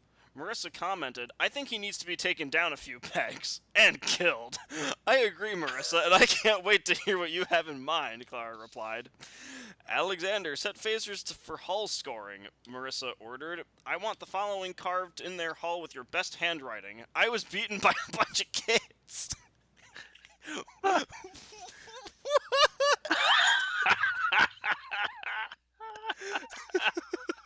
I'm surprised that she didn't have it right. Kick me. Marissa, you are... I'm a big, smelly Cardassian. Emphasis on the car. Marissa, you are a mean one, Clara replied. You're a mean one. Marissa. You've got Cardassians on your tail. There's blood in the hallways and smoke in the There's place. blood all in the hallways and your parents are real dead, Marissa. Back 20 or so years orbiting Romulas, Captain Jean-Luc Picard was personally handling tactical. His goal, to find Tasha Yar and beam her to the Enterprise D. Yar may have been the only human on Romulas... What? Yar may have been the only human on Romulas was no small planet. Yeah, go ahead and make a sense of that sentence. Alright, how much more of this fucking chapter is left? Okay, only 2 big paragraphs. You want to take it or you want to... Nick, you want to take us home? Nick take us out. All right.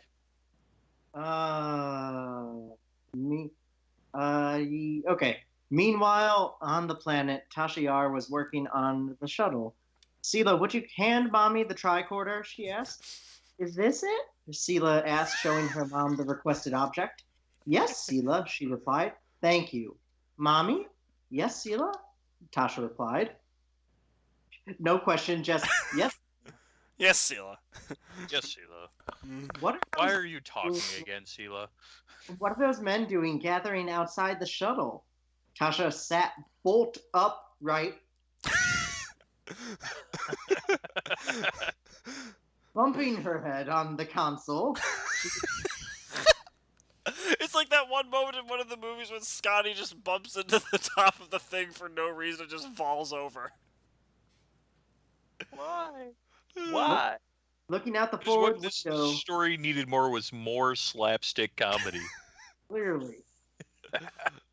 Looking out the forward window, she saw some assembled soldiers. Just great. I can't even go for a walk without the butler getting suspicious and calling Talshar. The Tal Shiar, yeah. Talshar. Yeah. Come out, Lieutenant. A Talshar mayor. Made elected, I will lower your taxes. Major Tereska, how nice of you to drop by, Tasha said, pleasantly, but with a barely as she came out of the shuttle. Perhaps you haven't heard, Tereska, but I renounced all Starfleet position and rank some years ago. But we both know that you'd join back up in an instant, Tereska replied, smiling. What are you doing this week? You want to go out for, to go find some boys later? I don't know. I'm married with a daughter. Tereska replied, repairing this shuttle for my husband, Tasha replied. If you don't believe me, you can contact him. Don't tell him, but I think the engines on this shuttle are worthless, and as for the communications grid, well, a letter would arrive at Earth before this piece of trash could contact you. Damn, she is not liking this ship. No. So that's you. So that's you covered this week, the Tal Shiar Major replied. You will not succeed? Major, I lived on Ramyas for over 5 years now, making no attempt to leave, Tasha Yar replied. Why would I start now? Just because you haven't tried doesn't mean you won't, Major Tereska replied. Major, if my daughter wasn't with me, I'd be blessing you with some of those quaint Federation cuss words you spend so much, Tasha replied. Loser! As she completed the phrase, she began to sparkle. Captain Picard found her? Oh, so she's a Twilight vampire. Okay. Oh, God's will. In the transporter room, Lieutenant Commander Data met the long-lost former Chief of Security.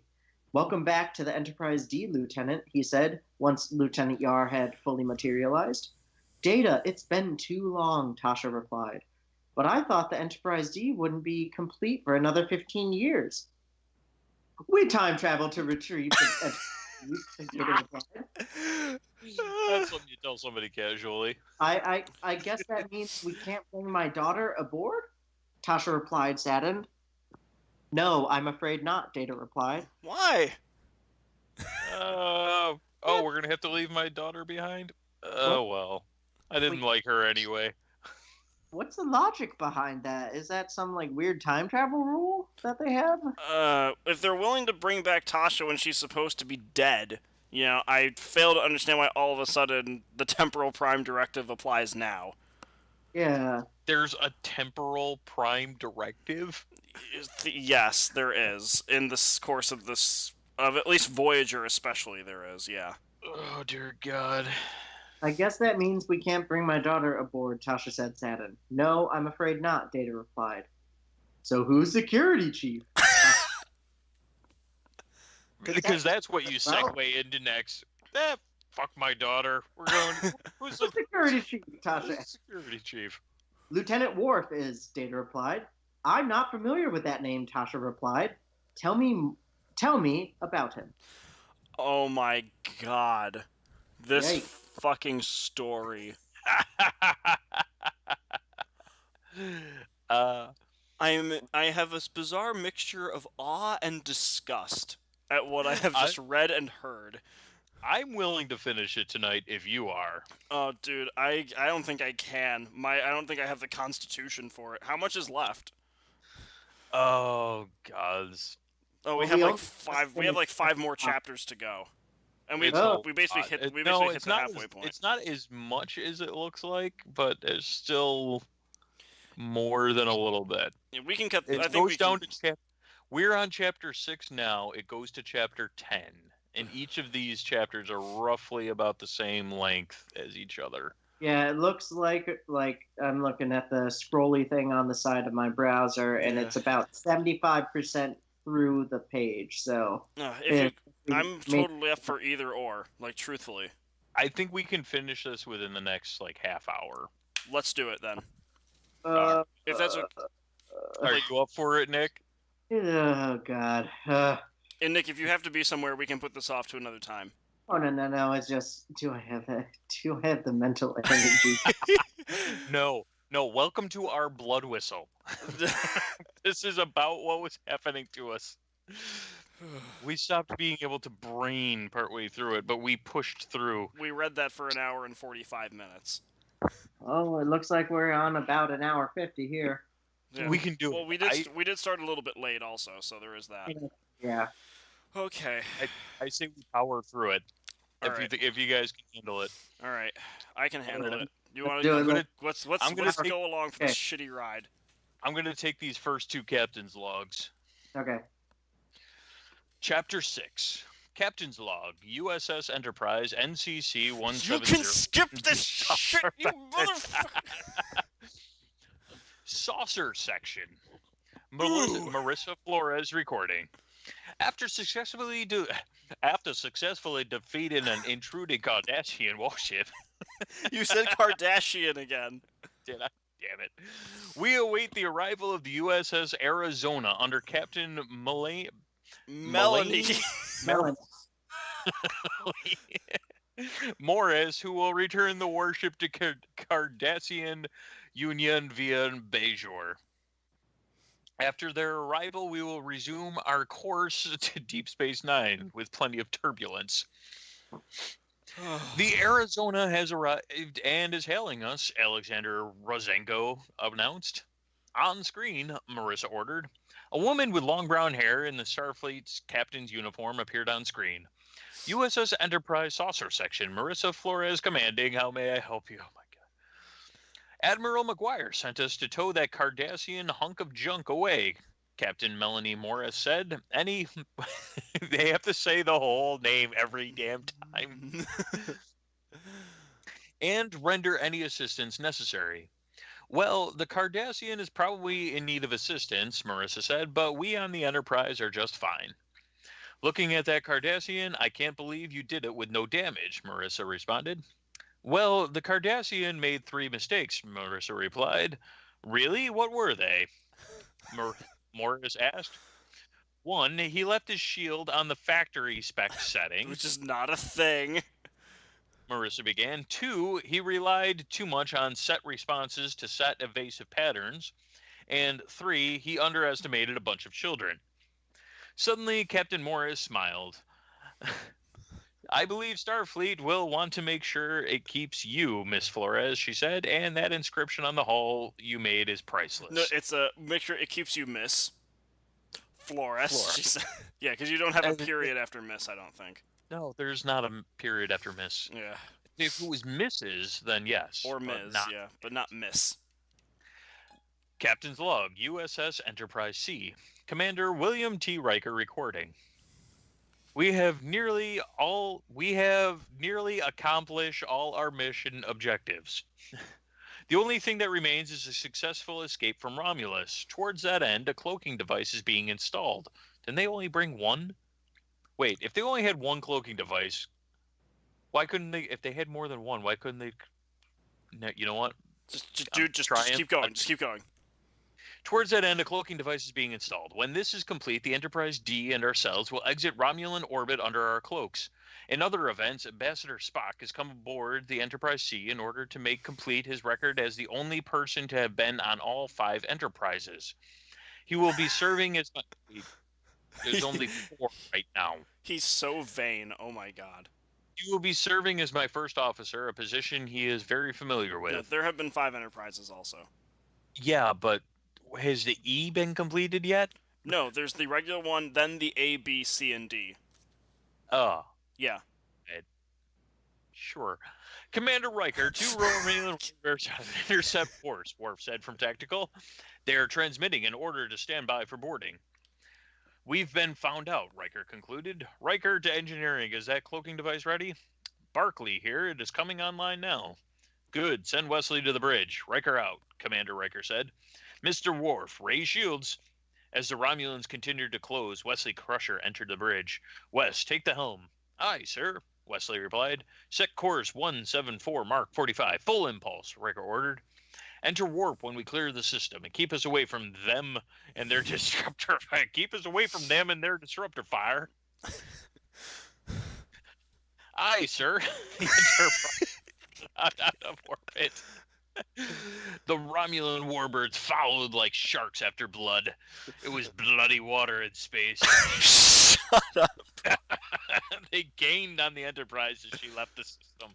However, as she went to warp, they lost some ground. Their disruptor fire was not effective, but the effort to evade the shots and outdistance them was beginning to show its effect on Wesley. He was visibly sweating. Why is like Wesley is Wesley like pushing the ship outside? Would it help if I got out and pushed? Well, considering that this is a story of Ubermensch children, I guess maybe it makes sense if that's the case. But No. Jump to warp 6, Riker ordered, noticing Wesley's trouble. Or fire 2 torpedoes set to detonate in 5 seconds on my mark and cloak us when they explode. Wes, I want you to jump to warp 9 when those torpedoes go. Very good, Commander, Spock commented. They will think we blew up. That's what I'm hoping, Mark. Ordered. wait, Mark Spock?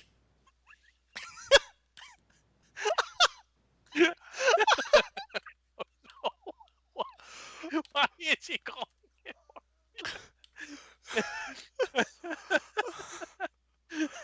Mark. Oh, hi, Mark.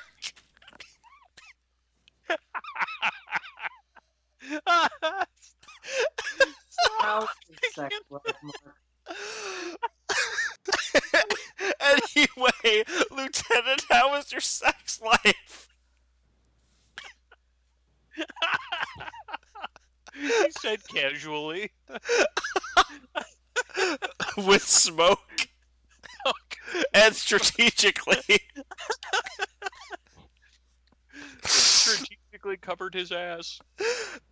Oh.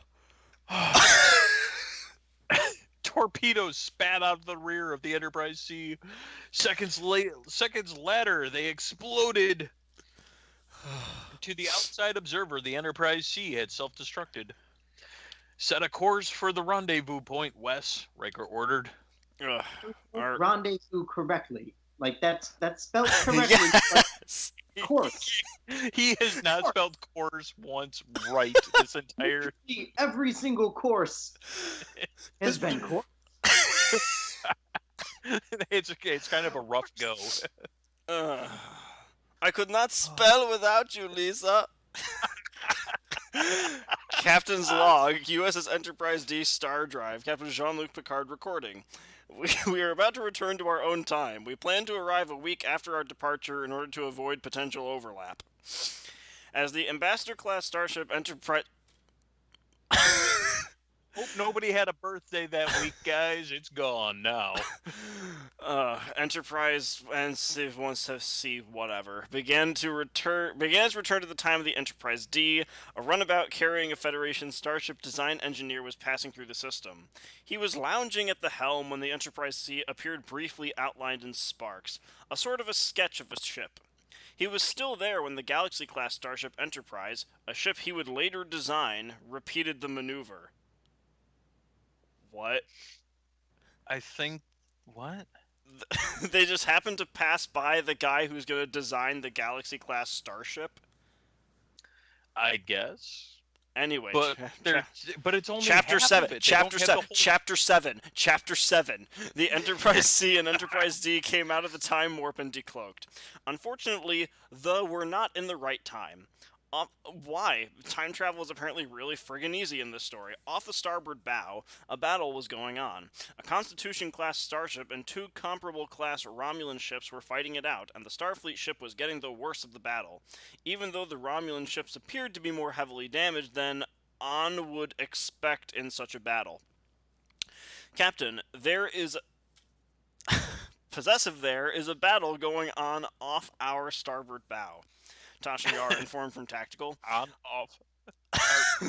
On screen, Picard ordered. Captain, I think we have a problem, Ro commented. What? No. No. Ro is supposed to be on the saucer section.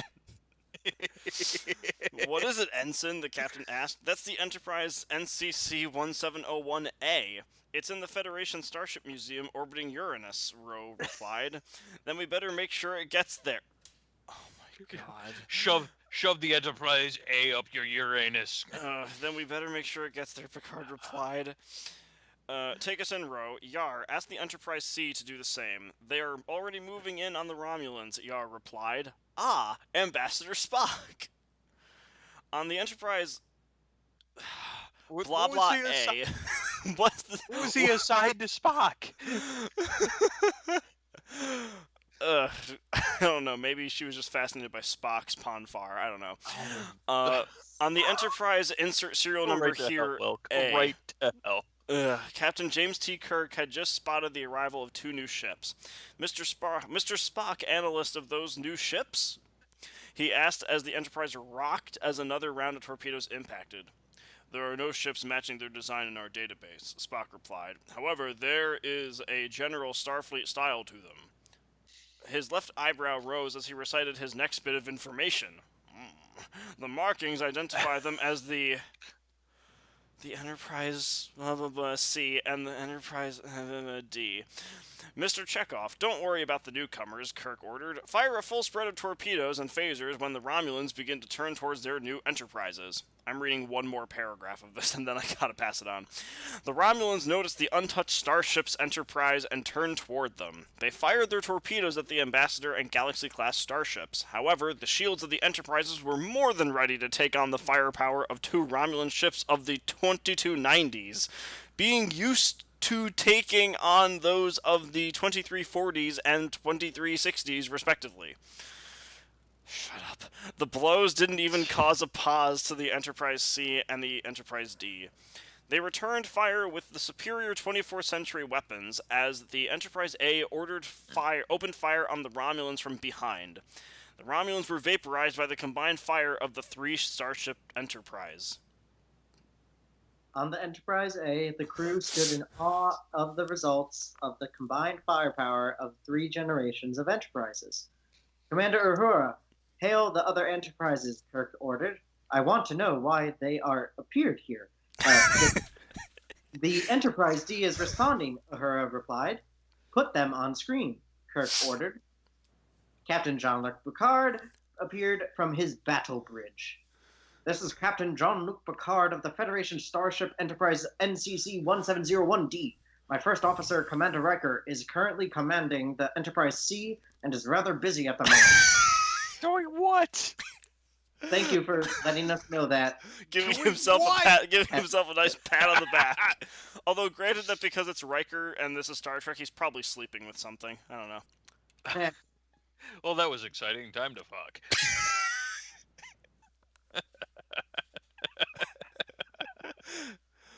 Gotta work off that adrenaline. He's busy at the moment. Captain James T. Kirk of the Enterprise A, Kirk replied. What are you doing here in Stardate 9530? We took a wrong turn on our way back to Stardate 7475. From Stardate 37500. Captain Picard replied, we aren't sure what our error in the calculation for the return trip was. We can help you, Captain You took Kirk. a left at Albuquerque? Mr. Spock, transmit the correct time, speed, weight formula to the Enterprise D. Captain, I assume you want this incident classified? Yes, and if possible, forgotten, Picard said. I think I can accommodate you. After all, half of my bridge crew is retiring. Apparently senile and won't remember it? What? Why? Uhura will become Sulu's first officer, and Chekhov is up for the command of the Excelsior-class starship Potemkin. 15 minutes later, the Enterprise D and the Enterprise C went into time warp. Again. As they departed, Captain James T. Kirk commented, well, from what I've seen, gentlemen, I don't think we need to fear for the next generation. Hey, title drop. The Enterprise, the Federation will be safe. Oh, God. Chapter 8. When the Enterprise D star drive arrived, Captain Picard, weary of a repeat of the last attempt, had data checked to see if they were in the right place before he ordered the Enterprise D star drive to decloak and asked Riker on the Enterprise C to do the same.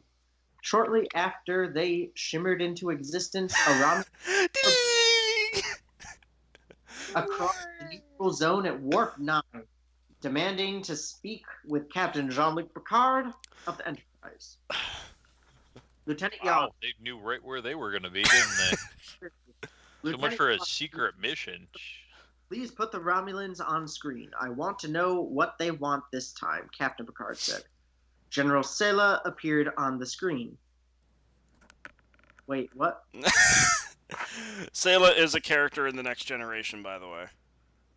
But isn't that the name of the daughter? Yeah, but remember, now they're back in the right time period, like 20 years No, later. This is 20 years later? Or is this a different person? This is the same Sayla. Okay, this is okay. General Sela. Okay, sorry. Yes. Appeared on screen. Sela hadn't been sleeping well of late, and the circles around her eyes gave evidence of that. Her once long blonde hair was cut in the way of most Romulan females, and males for that matter. Bangs in the front. Ah, General Sela, I'd heard you'd been promoted. Congratulations. Thank you, but that's not what I'm here to talk about, Sela replied. I demand you return the Romulan vessel you have and its crew to our control at once. While her daughter was speaking, Tasha Yar realized who she was. Wait a minute, why do they have a Romulan vessel? Because they didn't take the shuttle that Yar was working on with them, did she? No, I think they're assuming that the Enterprise C they had captured is Romulan property. Oh. This is stupid. You're just figuring this out now, Will. I'm afraid I don't see a Romulan vessel, Captain Picard replied. I do, however, hold 15 Romulans who were holding a captured Federation starship, which I'd be happy to return to you. There's years out of their own timeline, though, but sure. There is also the matter of a Romulan citizen you hold named... Sela began, obviously reading from a pad, which a member of the Tai Shiar had handed her. Lieutenant Natasha Yar. As Sela completed the sentence, she drew her disruptor and said, "You led me to believe she was dead." Why is she drawing her disruptor when they're on separate ships? Think she's gonna vaporize her first. Maybe she'll vaporize her weapons officer for not being able to fire good. Or fire well, I don't know. No, fire good is probably the right way to say that. The picture expanded to reveal Major Tereska, the very member of the Tai Shiar who had been assigned to watch over Yar when she was on Romulas. Then you seduced my father and married him, Sela yelled. You are not worthy to wear that uniform. She then I thought Major Tereska was a man. She backhanded. She backhanded the Major with the hand that held her disruptor, knocking her out. Where's my money? Oh my god. Then said to the startled bridge crew of the Enterprise D star drive, I believe a prisoner exchange can be made. It seems Major Tereska here is wanted on several Federation planets for murder. I have her complete record from the Tai Shiar. If I beam over with her, may I arrange a prisoner exchange? Certainly, Captain Picard said. My acting chief of security will meeting in the transport. Picard took a blow to the head earlier. You want me to take over? Go for it.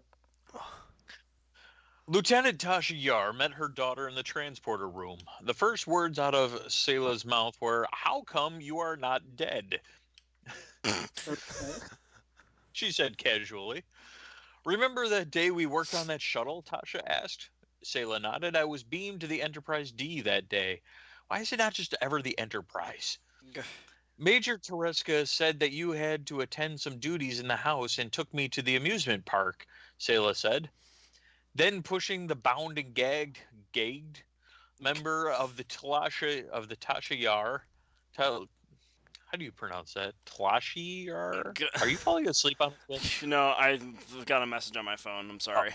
was a waiting security guard. She continued, I didn't enjoy it half as much as helping you with the shuttle. You treated me like I was something, Oh, Tereska. Tal Shiar.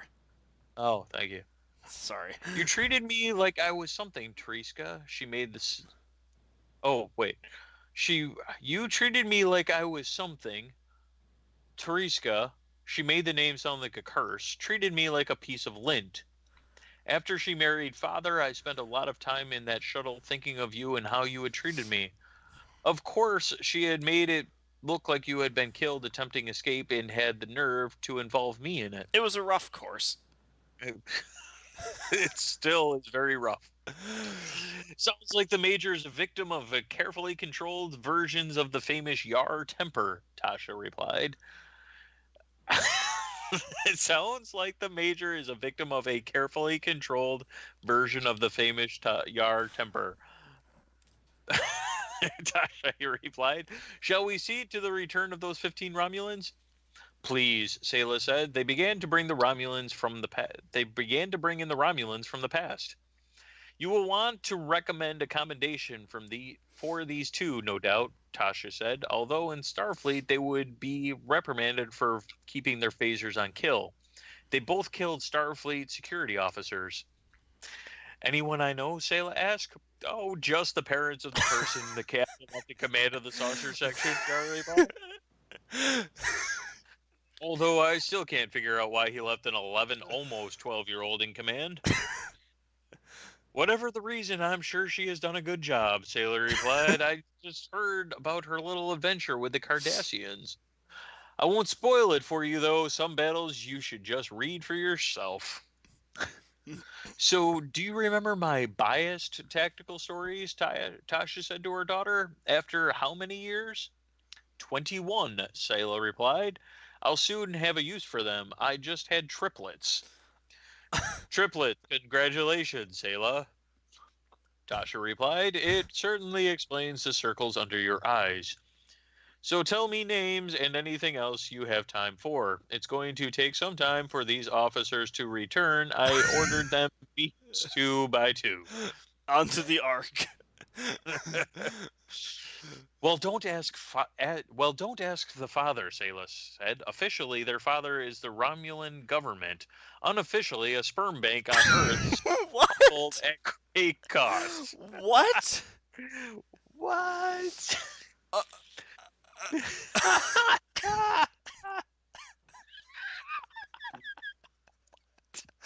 What?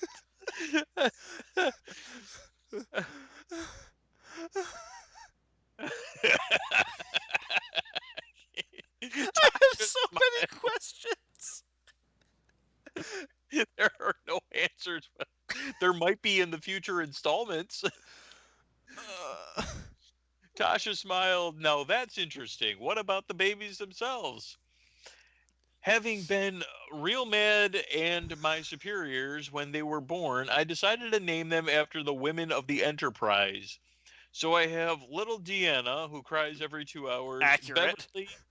Beverly, who is the hungriest baby I have ever seen, and little Tasha, who cries at the slightest offense. It sounds like you may have your hands full, her mother replied. May I suggest that you hire a nanny? It would give you some time to sleep. Sleep? What is sleep? Salem replied. Who needs comments? Question mark. I haven't handed that over in a month. By the way, what are you going to do now that you are back in Federation? I'm resuming my commission in Starfleet, Tasha said. Captain Picard thinks I will be assigned to the renamed Enterprise C.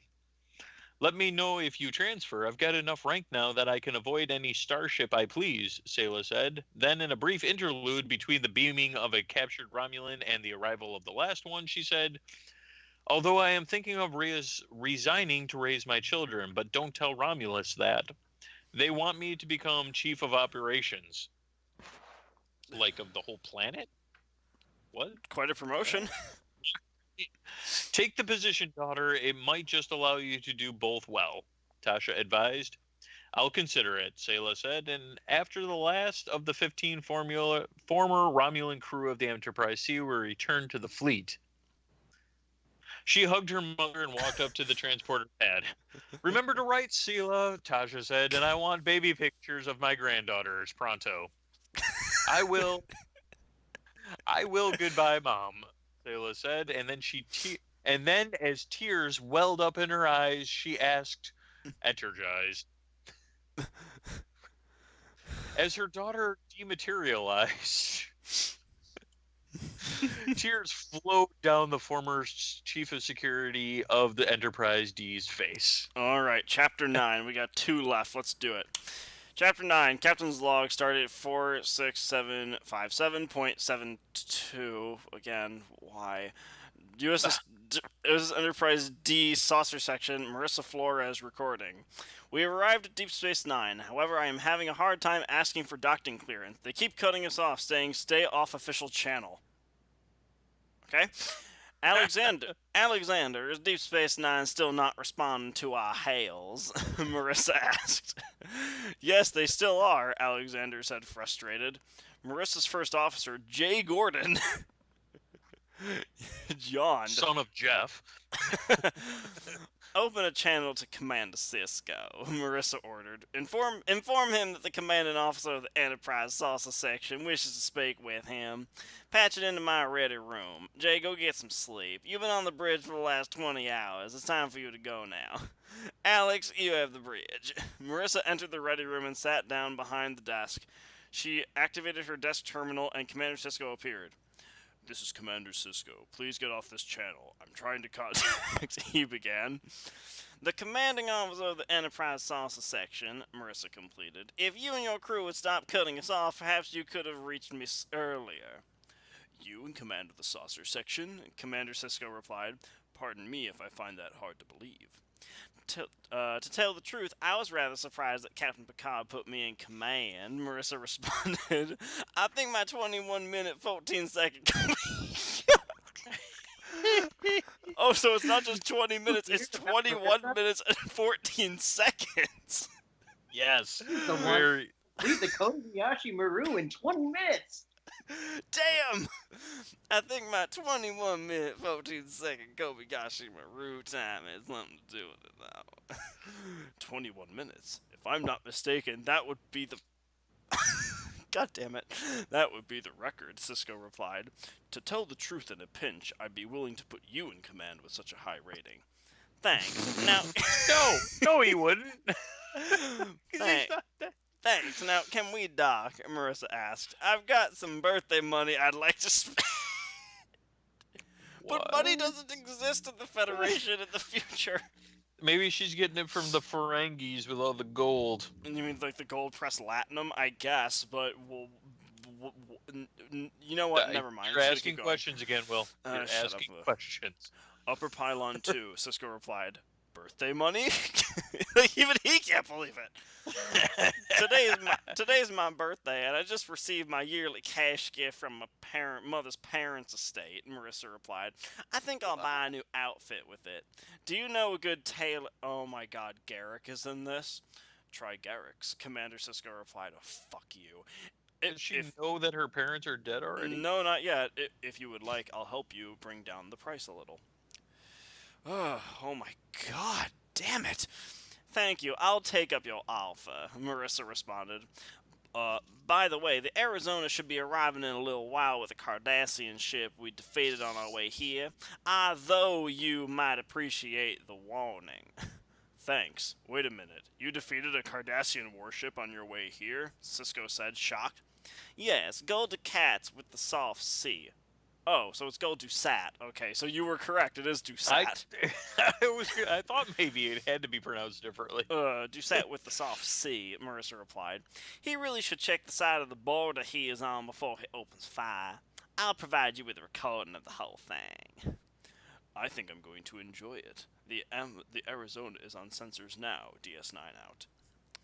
Gold Dusat entered Commander Cisco's office. How nice of you to stop by before your ship is towed home.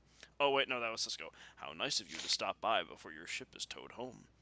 Gul Dusat ignored his comment. I demand that the present crew of the Enterprise saucer section be turned over to Cardassia, he said. On what charges? Commander Cisco asked.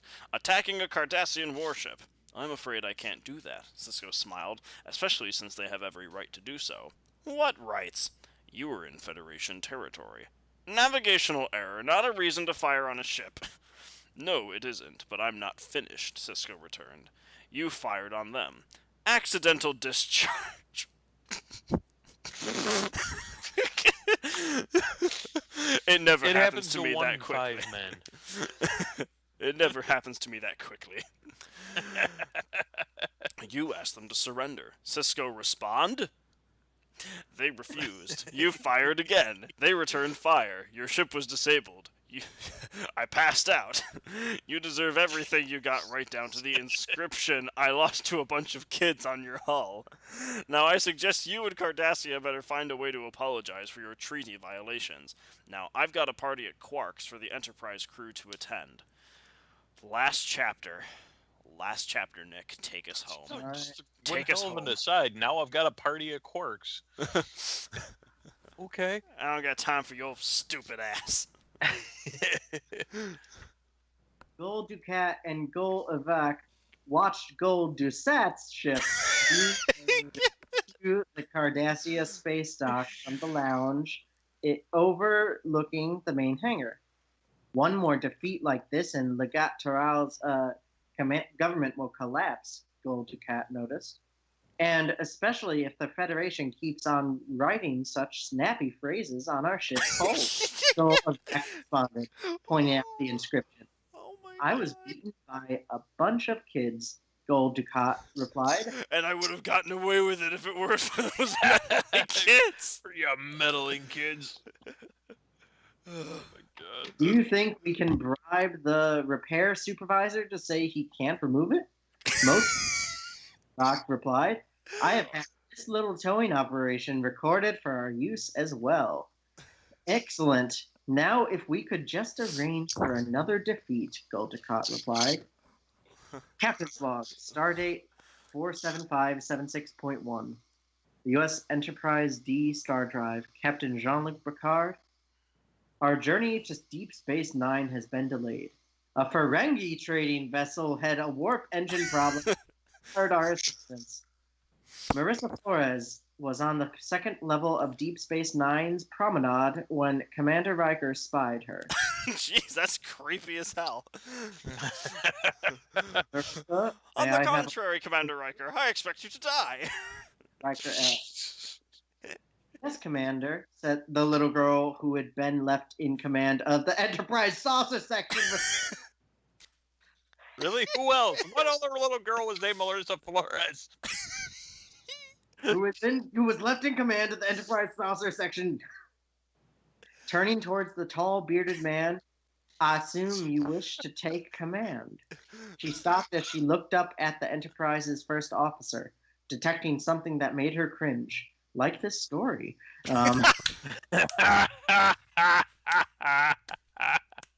No, I'm already commanding the Enterprise C, Riker responded. I'm afraid I have bad news, Marissa. What? Marissa asked, turning to look out the window, afraid to look in Riker's eyes. Marissa, I'm afraid that your parents are dead, Riker said. How? The 12-year-old asked, supporting herself of the window still. They died helping take back the Enterprise C, Riker responded, observing a tear running down her right cheek in the reflection of her in the window. They felt no pain, and it was quick. Because they weren't strategic enough. Fucking beaming in front of the everybody that got beamed in. We got 2 for 2 on the Floreses. Commander? Marissa asked with a soft, sobbing voice. Yes, Marissa, Riker replied. I think I'd like to be alone right now, Marissa said, her hand wiping her face. Could I talk to you later? With no question mark, by the way. Yeah. Could I talk to you later? Certainly, Marissa. My door is always open, Riker responded. He walked away from the sad girl, I hope not with some of the staring things he at does in there. the This has been the first time he had to inform anyone about the deaths of their parents. Bullshit. I call bull. He thought it had gone rather well. The end. No.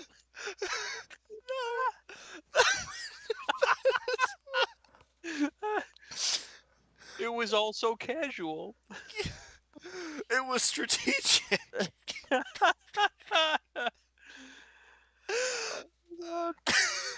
He thought it had gone rather well. Well, I've handled that well. Good job, me. Time to go find me a green space babe. Oh my god. And this was the rewritten version? Yes. Oh my god. I don't know what I'm feeling right now. There's more of them, Will. There's a whole series written by this guy about this Marissa. God damn it. Tyrone, this is why we can't have nice things.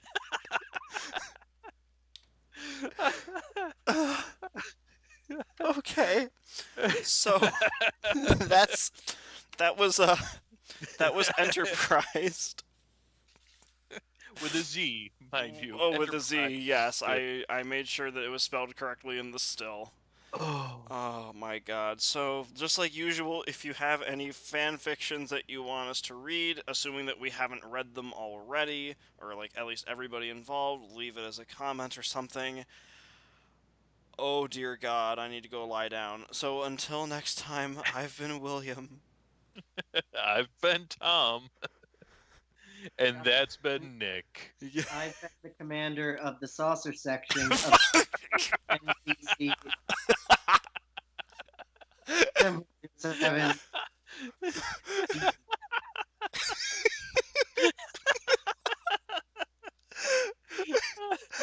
I can't.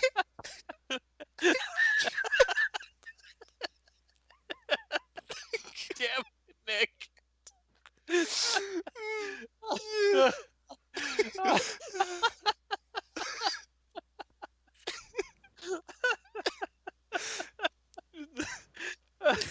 Okay. Have a good night, everyone. Good night, guys.